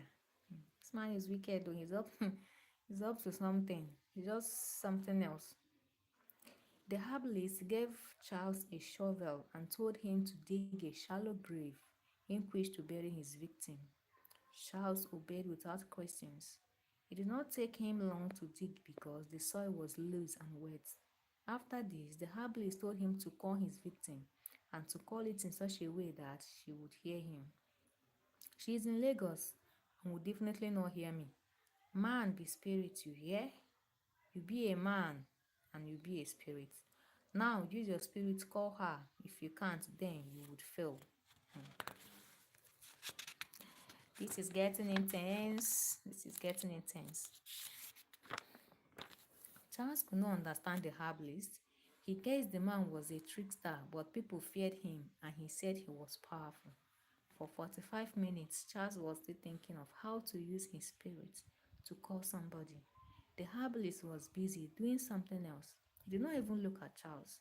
Suddenly, the herbalist turned to Charles and shouted, "You get only 3 minutes to call him and be fast, or..." Charles was shaking with fear and shouted at the top of his voice with all his physical strength, "Maria!" "Bury the coffin now," the herbalist ordered him. Charles buried the coffin, thanked the herbalist, and meant to leave the place. "Oga, you never pay me, oh." Out of fear, Charles did not ask the herbalist for the balance of his money. He was shocked when the herbalist talked about payments. Eh? Say you deaf? Your money remain 10,000. I do not have it.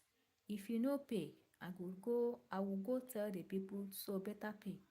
At this point, Charles felt like strangling the herbalist, but on second thought, he came back to the herbalist. I will pay later, he pleaded with the herbalist. He did this because he was afraid of what the selfish and greedy herbalist could tell the people and therefore tarnish his personality and ruin him. The following day, he went back to the herbalist and paid off his debts. Thank you, the herbalist said. The girl don't die now, but she will die proper after 3 days. Thank you, Charles said and left the herbalist. When last did you hear from your people? Charles asked his wife. My people? I have only a blood relation in the whole wide world, my sister, Maria. I was talking about her. She phoned last week. Oh, I forgot to tell you, she sent her love and is she well? He quickly asked, without waiting for her to finish what she was saying. She is quite well. She would soon finish her youth service and join us here. That would be wonderful. When is she planning to come over? I don't know, but she said it will be at the end of her service. All right, Charles said and left the balcony where he had been reading the daily newspaper. It was a week and 4 days since he visited the herbalist. Maria was supposed to have died by then.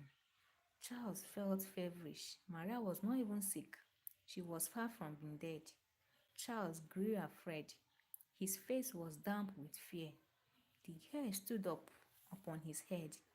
He seemed to have seen the devil himself. I must have to do something, Charles said. He started planning another strategy on how to kill Maria. There was this man who he met during his search for a hired killer.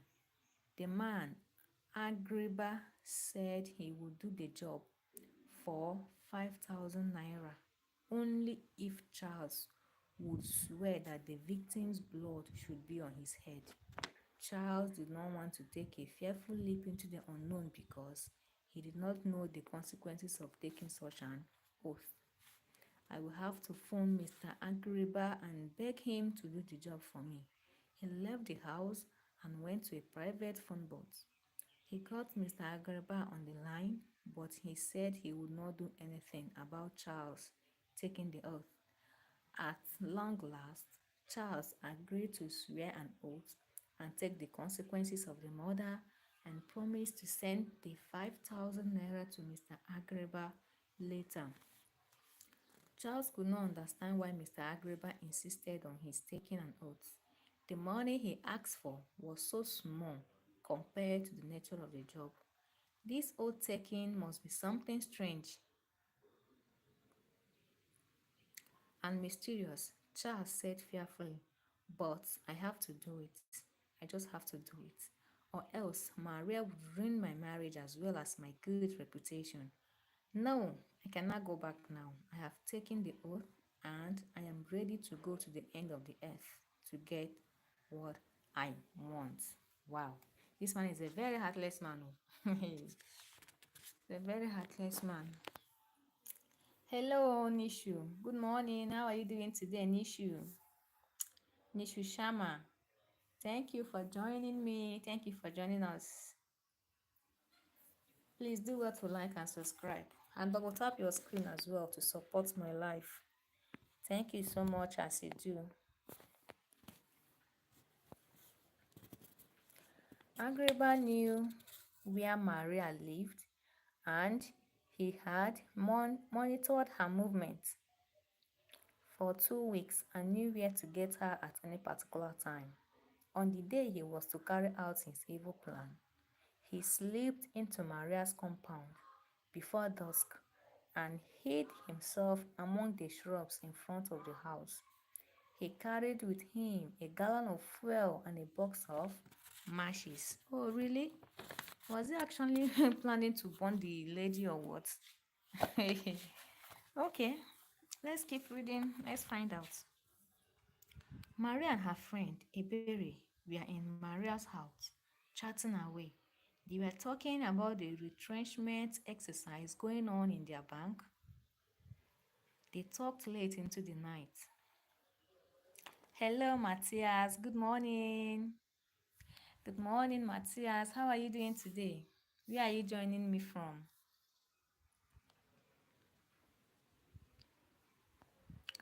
You are welcome. You are welcome to my life.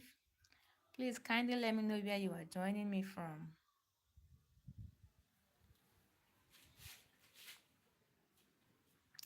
Oh, Matthias. Wow, that is beautiful. Thank you so much for joining me today. Please double tap your screen to support my life. Double tap your screen to support my life and do well to like and subscribe as well. Thank you so much as you do. I would appreciate I would appreciate that. Double tap your screen to support my life and do well to like and subscribe as well.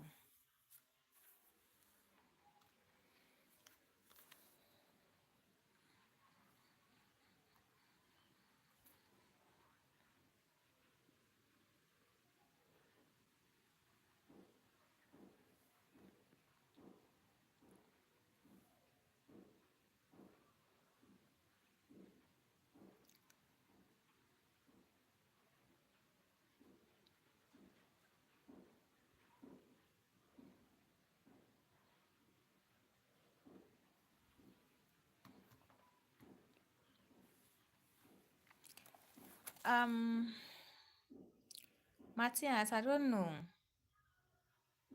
You dropped a comment. I can't read what you wrote. I don't know. Double tap your screen, please, to support my life. Or double tap your screen and do what to like and subscribe to my channel as well. Thank you so much as you do. So let's continue. Let's go ahead.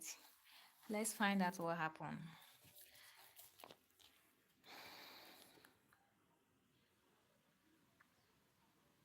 Okay. Maria and her friend Iberi were in Maria's house chatting away. They were talking about the retrenchment exercise going on in their bank. They talked late into the night. It is 5 minutes past 1 a.m. We did not even say our night prayer, said Maria. Oh God, I think it's time we went to bed. In the morning, we will pray. Good night, Maria, Ebere said. I am feeling feverish and my room is very cold. I will sleep in the sitting room, Maria complained. No, you can sleep here instead of sleeping in the sitting room.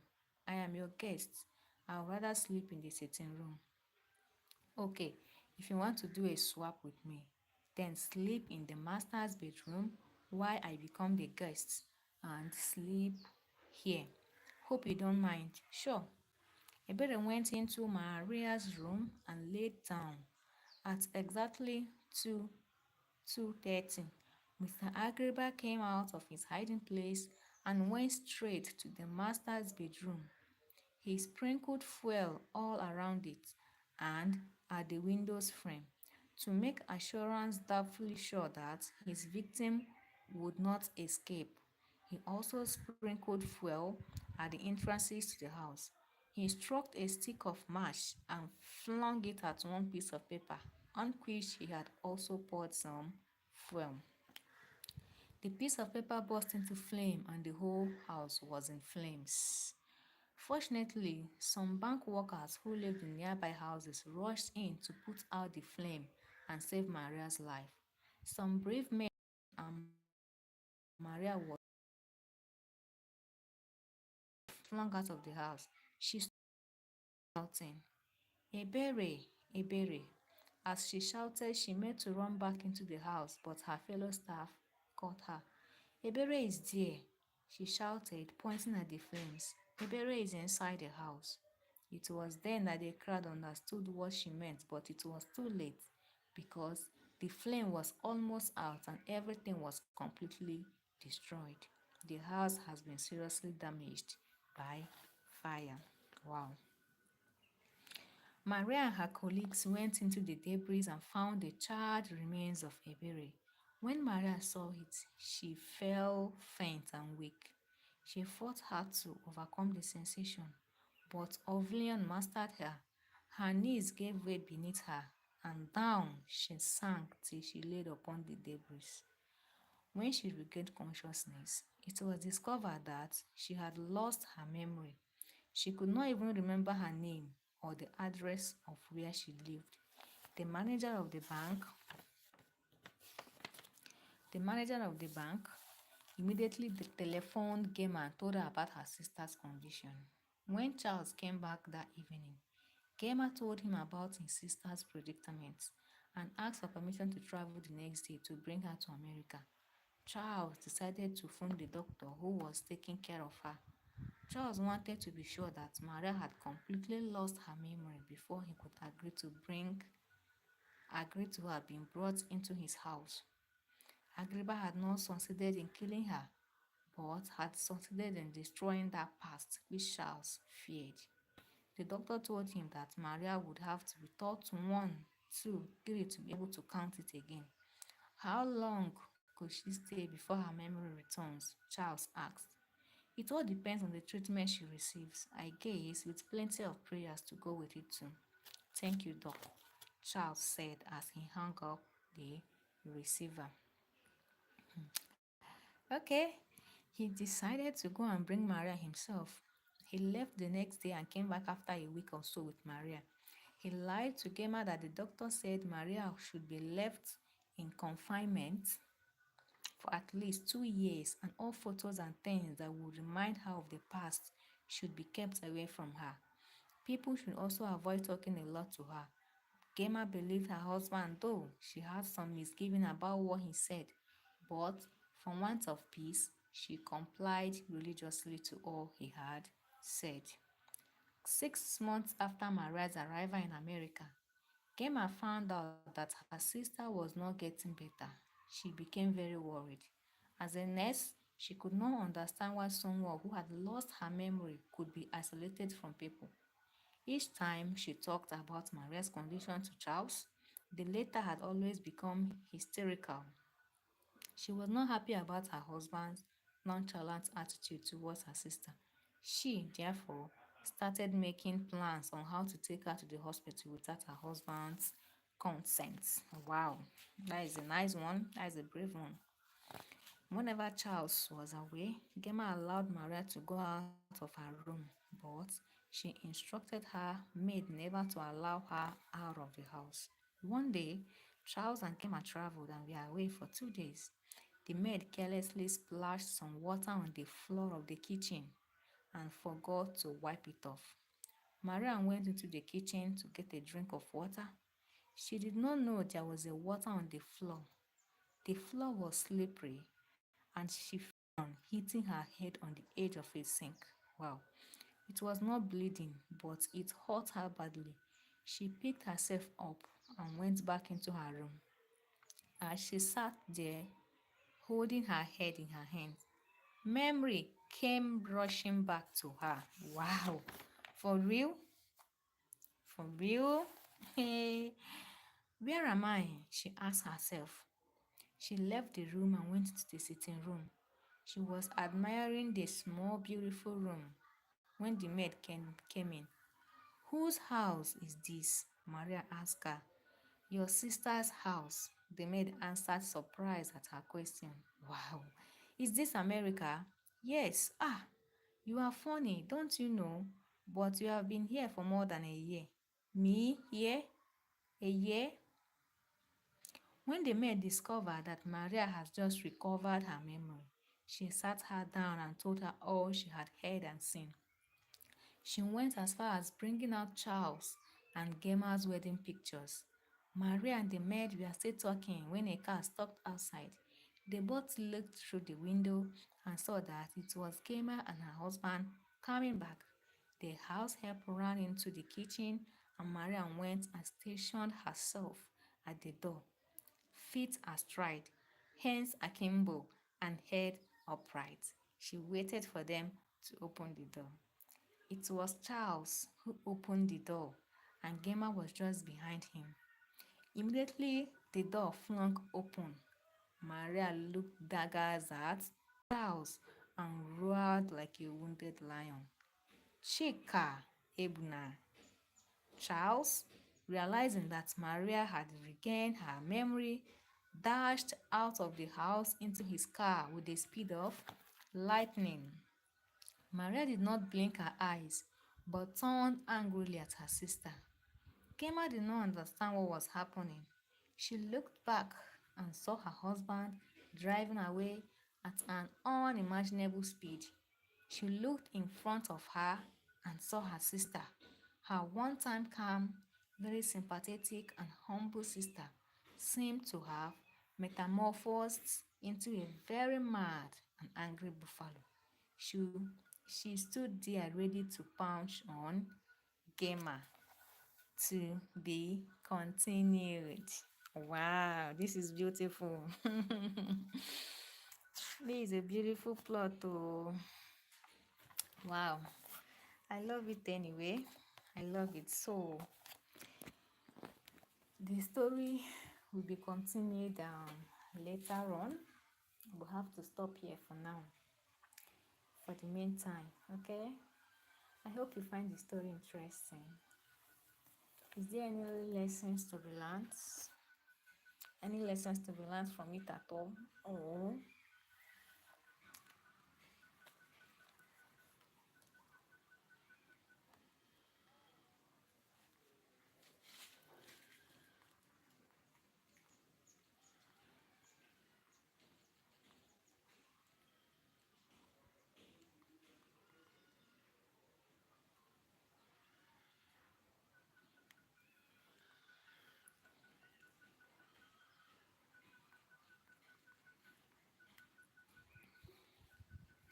oh, thank you so much.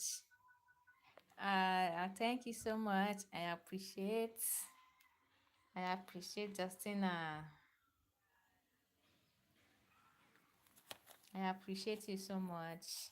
You have been here with me all this while, so I cherish that moment. Thank you so much. I appreciate that.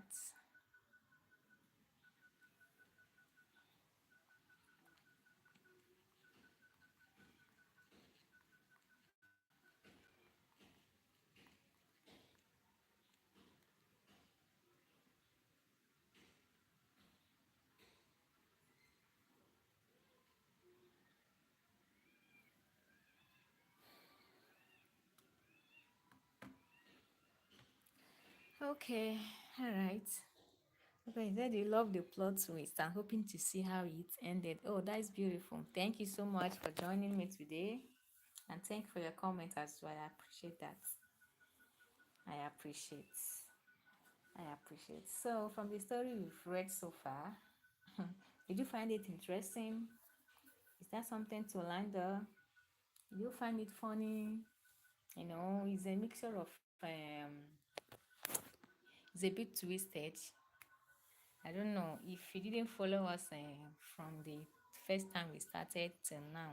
Maybe you might not be able to really get it or understand much, but nevertheless, it's all good.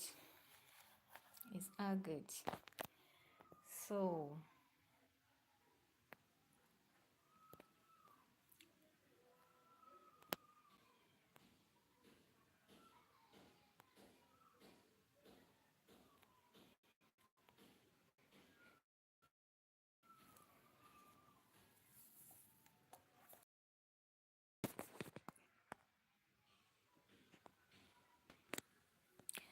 so that is all for the deadly swap. At least for now. For the meantime, um, we will stop here with the storytelling for the day. But if you have any other suggestion, maybe the next plot you want me to write about, I can see we can still talk about it here. Where you are the plot, then you give me instances of what you want and how you want it, the scenarios, the whatever. Just let me know how you want it to be. Then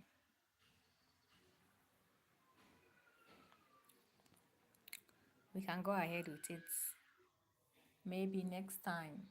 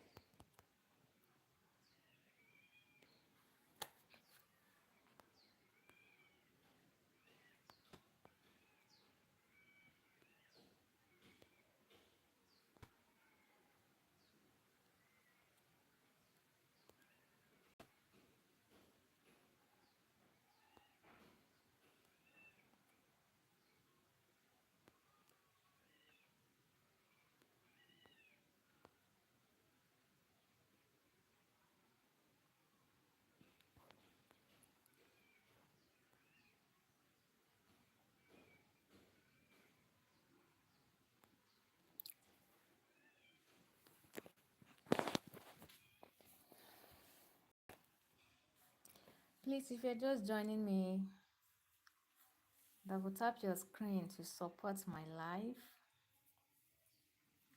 Double tap your screen to support my life.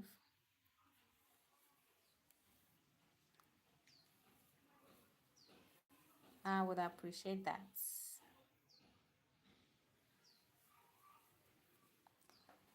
And please do well to like and subscribe to my channel as well. Let's work this journey together. Let's do it together.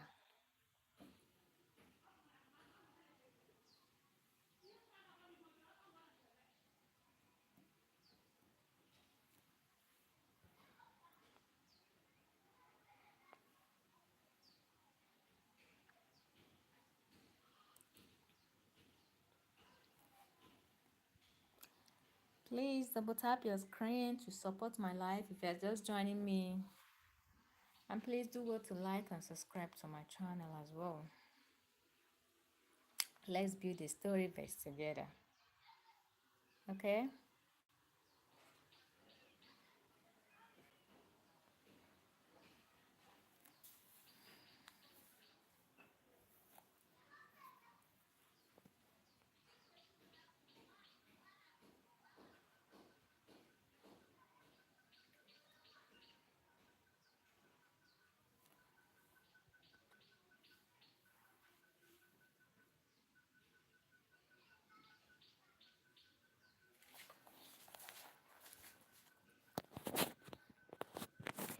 Okay, I actually put up a question and a poll as well.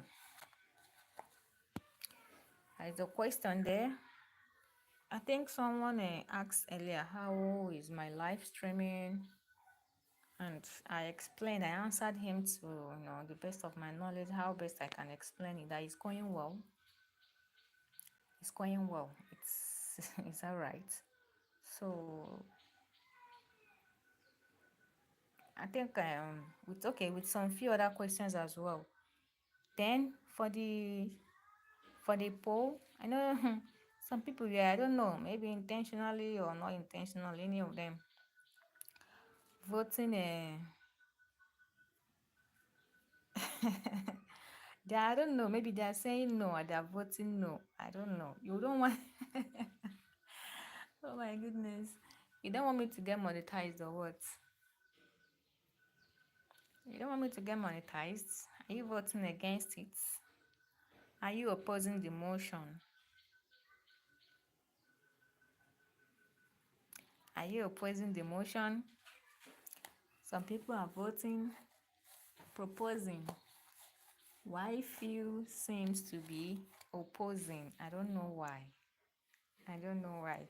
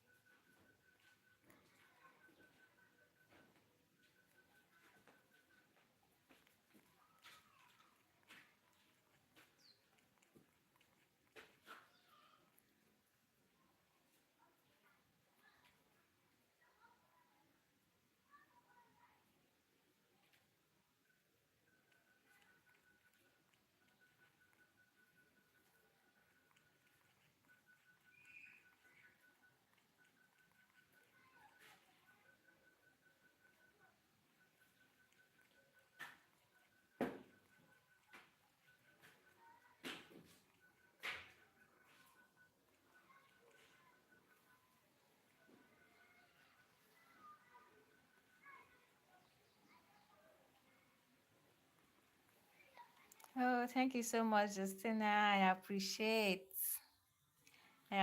so much. Thank you. Thank you so much. Thank you. I appreciate that.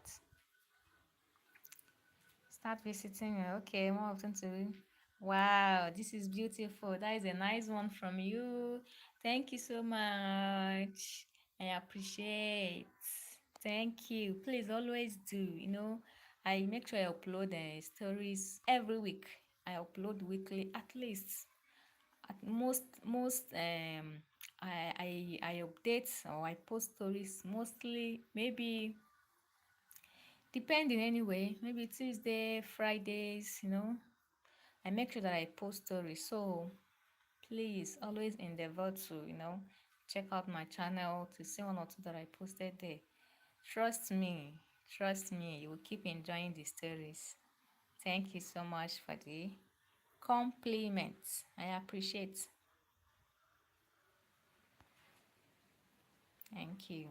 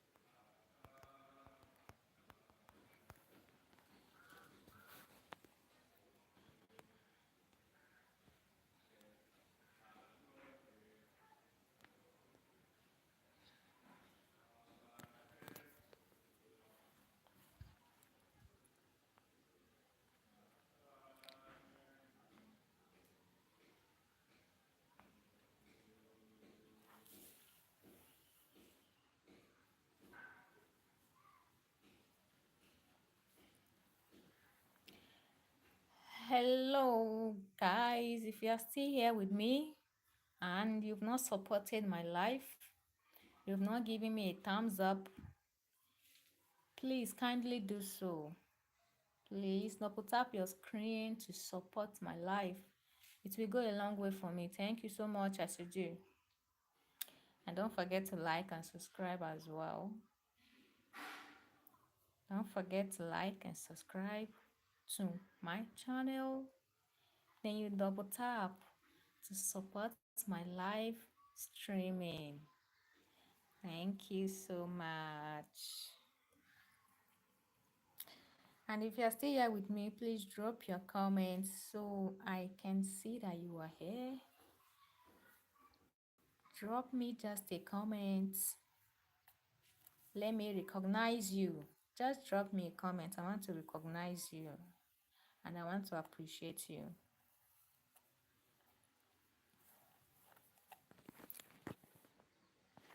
Drop me a comment. Just drop your comments. Let me appreciate you for your time, for your support, and for your patience. Or do you do you wish to remain anonymous? Do you want to remain anonymous? But I would love to see your comments anyway. I would love to see your comments.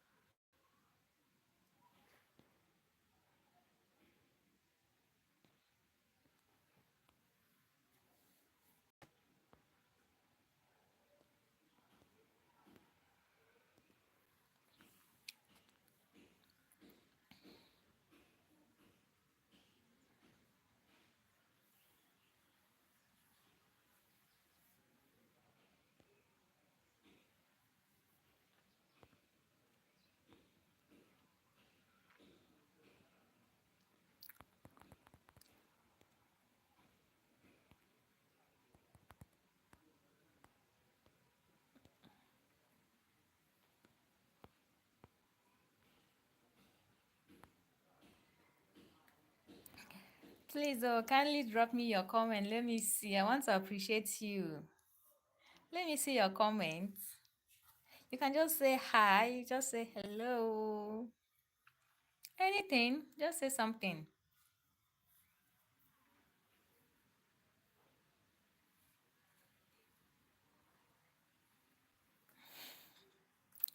Just say something. Oh. Ah.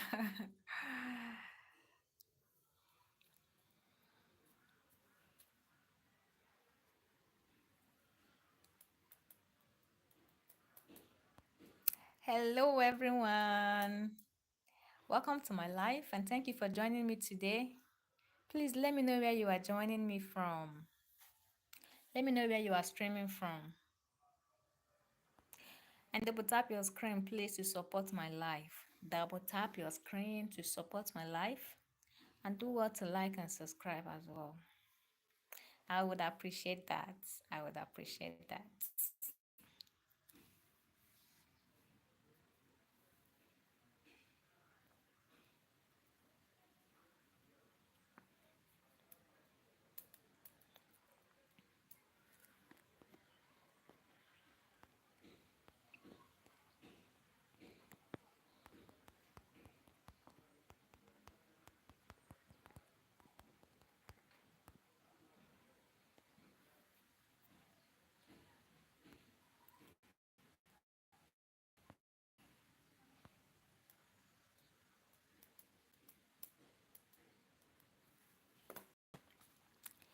Who is still here with me? Oh, let me know.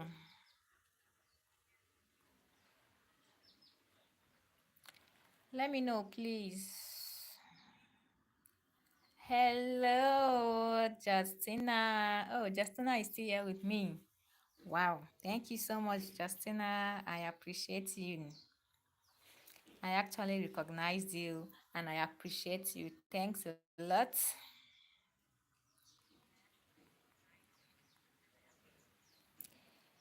Thanks a lot. I appreciate you.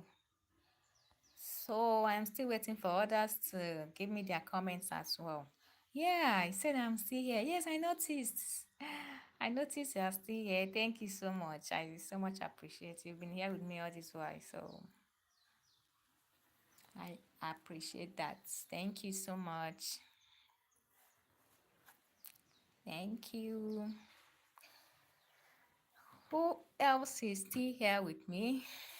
Kindly give me a comment or give me a thumbs up. Let me recognize you. Let me recognize you. Justina has identified herself. So who else? Who else is joining me?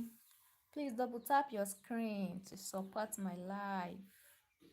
Double tap your screen to support my life. Hello, Momina. Good morning, Momina. How are you doing? I am a Nigerian, Momina. I am a Nigerian. How about you? Where are you joining me from? Where are you joining me from? Please double tap your screen to support my life. Oh, Momina, all the way from Pakistan. Wow, thank you so much for joining me today. I so much appreciate. I appreciate that. Thank you for your support. Please do well to like and subscribe. I am so happy to have you here today. Hello, Clement. Good morning. I am fine. How about you? Where are you joining me from? Clement, where are you streaming from?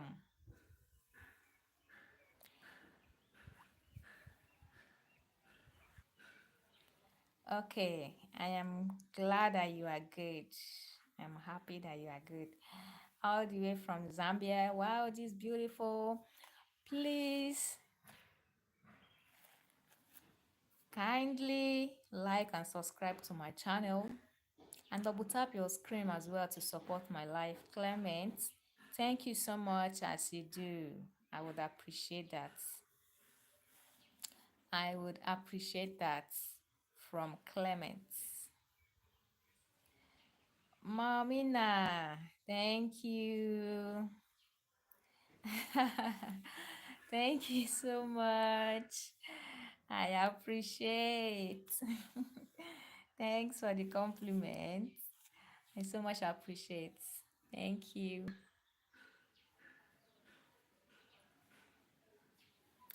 Thank you so much. Please do well to like and subscribe, okay?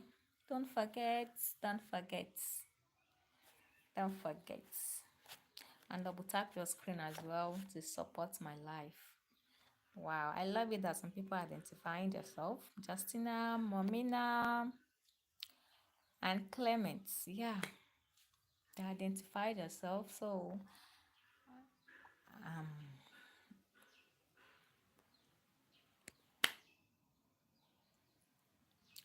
okay, how many hours? Well, I don't really have a specific hour. I don't really have. Depends. Depends on my schedule, on my maybe network and the rest of them. I don't have a specific hour for each life. But this particular one is 2 hours plus now. 2 hours plus now. It's anyway. So guys, I appreciate I appreciate the support. I appreciate. I see Clement is inviting me over to Zambia. I've not been to Zambia before.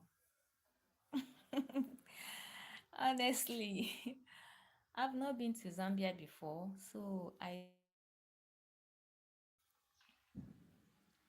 don't know. I don't know. I don't know. We should go about that. I don't know. Mommy, too. I should come to Pakistan. Mommy said I should come to Pakistan. Amina is inviting me over to Pakistan. Is it right? If I have the time, I'll come to Zambia and see Clement. I also come to Pakistan to see Momina. Either way, anyone. Momina, I can see your comments, but anyway, this is I can't say so. I can't say that here. I can't. Okay. Some things I just left unsaid or just left that way. So I can't just disclose that here. Sorry about that. Sorry about that.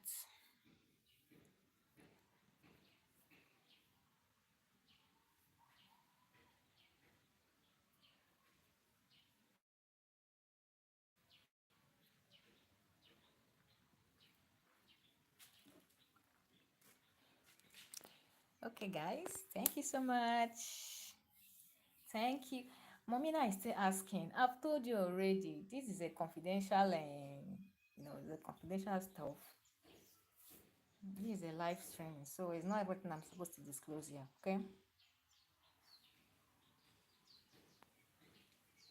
Okay, I can see that, Momina. I can see that. Thank you so much for it. It's okay. All right. Thank you so much. I can see that.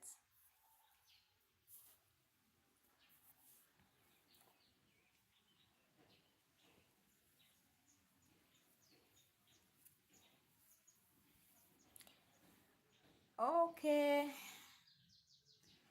Sim full. Momina full. Like how? Like how? Okay. Asking where I'm located. I'm a Nigerian. I'm a Nigerian. So, well, I can be located in Nigeria. I can be located in Nigeria. Thank you, Momina. I appreciate. Thank you so much. I appreciate that.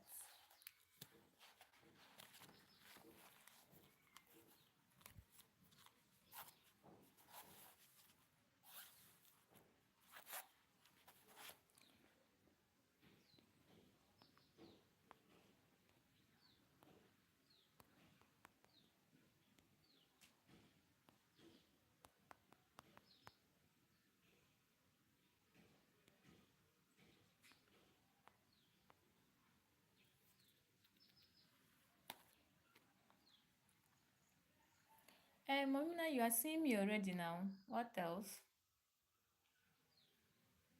I think you can see me already, so there's nothing so special to be seen again. Nothing so special. Okay, right.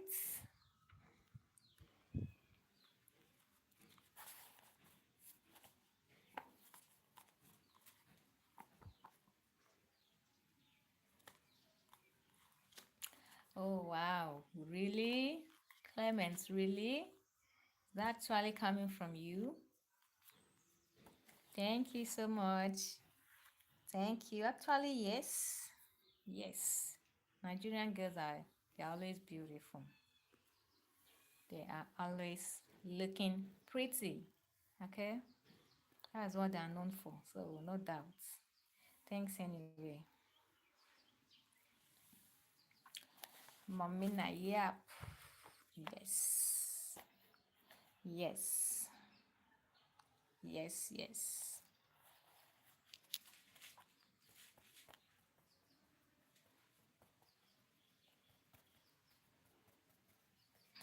Please double tap your screen. If you're just joining us, double tap your screen to support my life.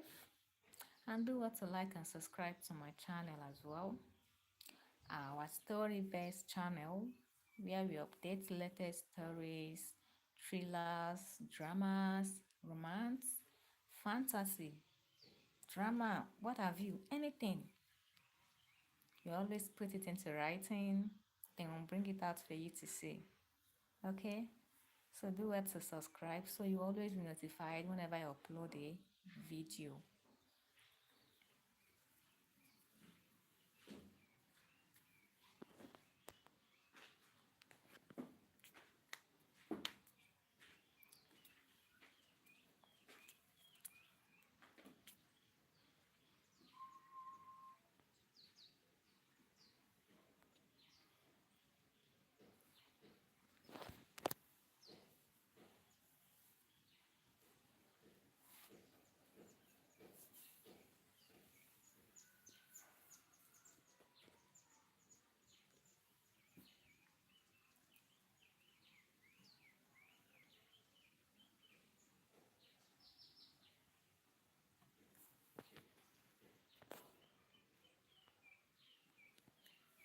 Clement, wow, for real? For real? When do you intend doing that? When? When do you want to visit Nigeria? When precisely?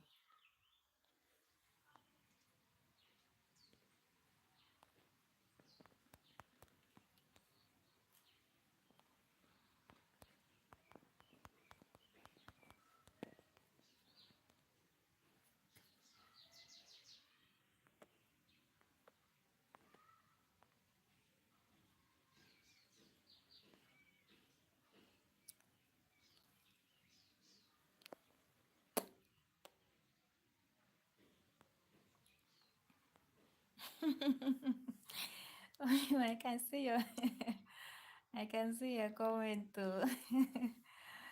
Ah, thank you. I appreciate that.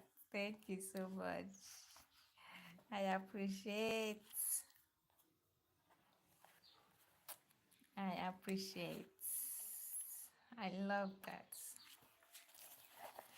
So guys, um I think okay. I was talking about I created a poll earlier. Then I think I'm going to end the poll right now.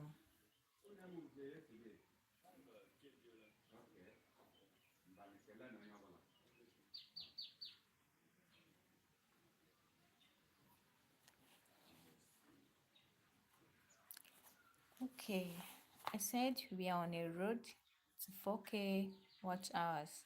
Drop your questions, story ideas, and keep this live. Okay, I said so. Some people proposed. They said yes, maybe they are in support. They really want me to. Uh, but at the same time, I I am seeing some votes, although it's quite a little, from people saying no. Are you opposing the motion by saying no? By saying no. You don't want me to be monetized? You don't want me to hit that monetization? Or what? I don't really get it by voting no. I don't know. It's very, very funny anyway, but it's all same. That's why it's called a poll. Just cast your vote there. That's all. Whatever you say there is nobody's business. That's just your mind. Okay, thank you so much, Momina. Thank you. I appreciate. Thank you. I think you are leaving already. Thank you so much. Okay, Clement, by end of the year. Okay, by end of the year. Is all right. Till then, we'll be expecting you. We are anticipating to meet you in person. To meet you in person.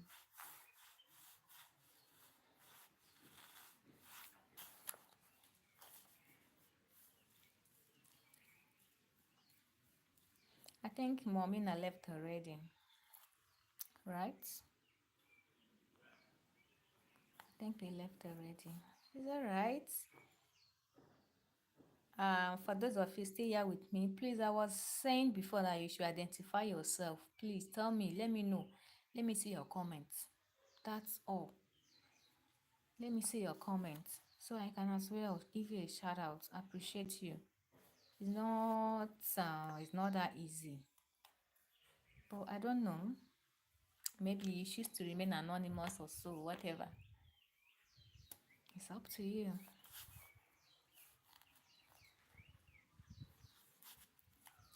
Please, if you're just joining me, you are welcome. You are welcome to my life. Welcome to my life today. Thank you so much for joining me. Thank you for tuning in today. Please kindly like and subscribe to my channel and double tap your screen as well to support my life.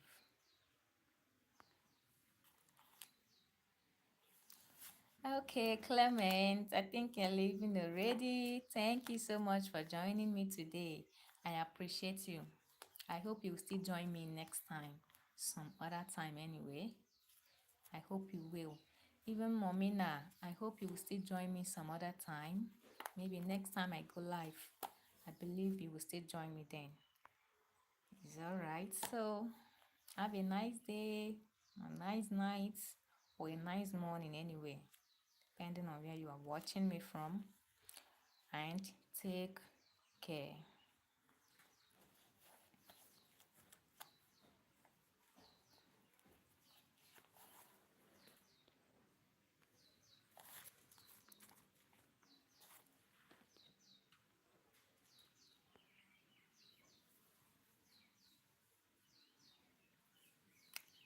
Okay.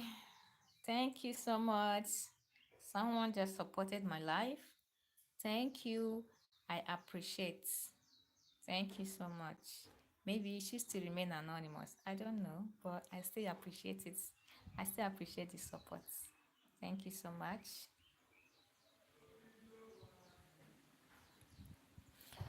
Oh, Clement, that is so sweet. That is so lovely. Thank you. Thank you. I appreciate that. You said you are always ready to support my channel. Thank you. Very soon, we'll hit this monetization with the help of you guys. Thank you so much. I appreciate that. I cherish these moments and I'm very, very grateful for it. I'm so much grateful.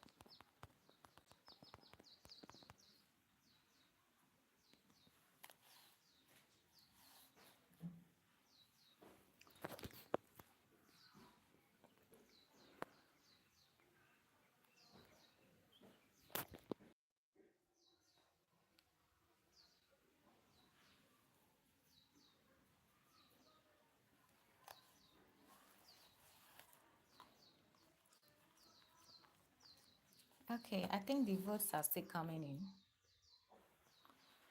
Some persons are still voting. Okay, the votes are still coming in, are still trooping in. For those of you proposing, thank you so much. I appreciate.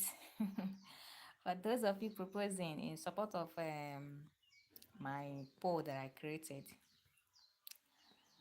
asking that I hit 4K watch hours, I appreciate.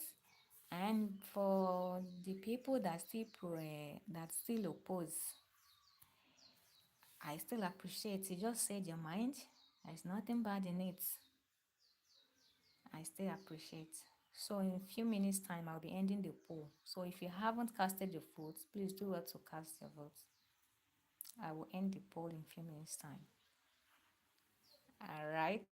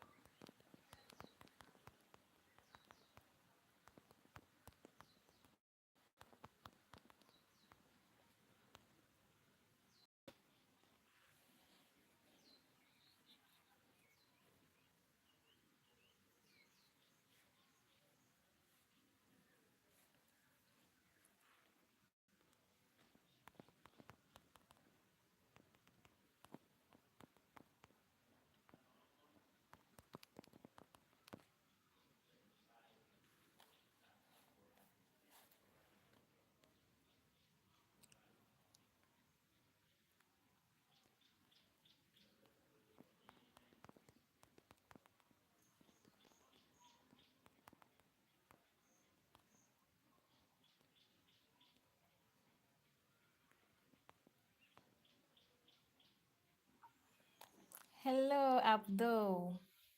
Good morning, Abdul. You are welcome. Please, where are you joining me from, Abdul? Where are you joining me from? And please double tap your screen to support my life, okay? Double tap your screen to support my life. Do well to like and subscribe as well. I see the votes are still coming in, okay?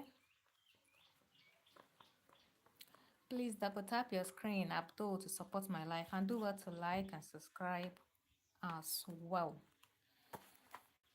So right now, um, I'm going to end the poll. Let's see the votes so far.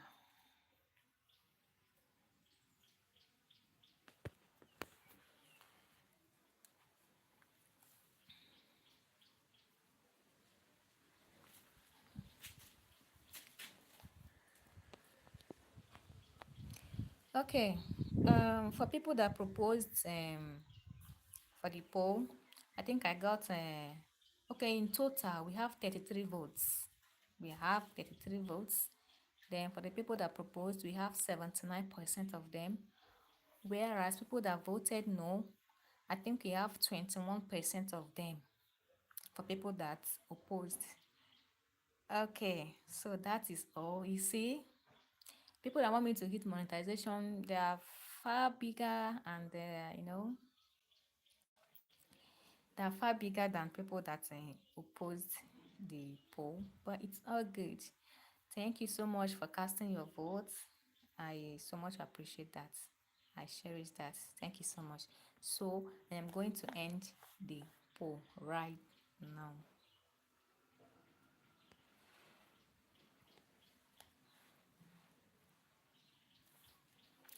All right, so that is it. That is it. We are have ended the poll. So, I'll be ending the live very soon. I'll be ending the live. So, for those of you that join me on this live, I so much appreciate it.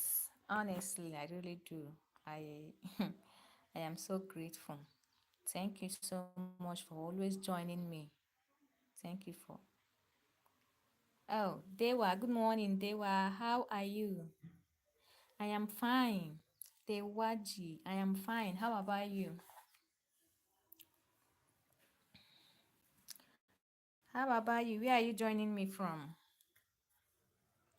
So, guys, those of you that supported me on this life, that has been here for some time, for a while, thank you so much. I appreciate it. I so much appreciate it. I wish we can, always be doing this almost every day. Honestly, almost every day. But because of our tight schedule, work, businesses, or whatever, might not be able to be meeting here always, like every day. But nevertheless, at least the little time spent is worth it, and I appreciate that. Thank you so much. Dewaji, I am a Nigerian. I'm a Nigerian, Dewaji. How about you? How about you? Please double tap your screen to support my life and do well to like and subscribe to my channel. You are just joining us, and we are about to round it up. Yeah, we are about to round it up.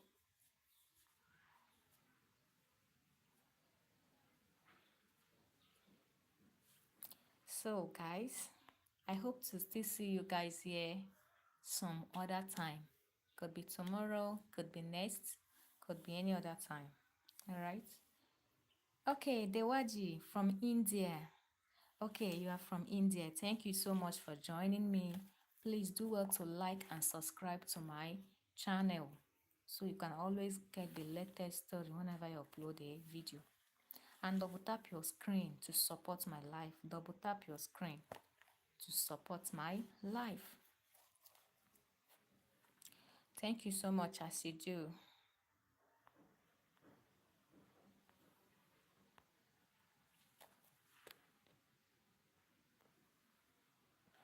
Thank you so much, Dewaji. Please double tap your screen to support my life. Double tap to support the life. Double tap it.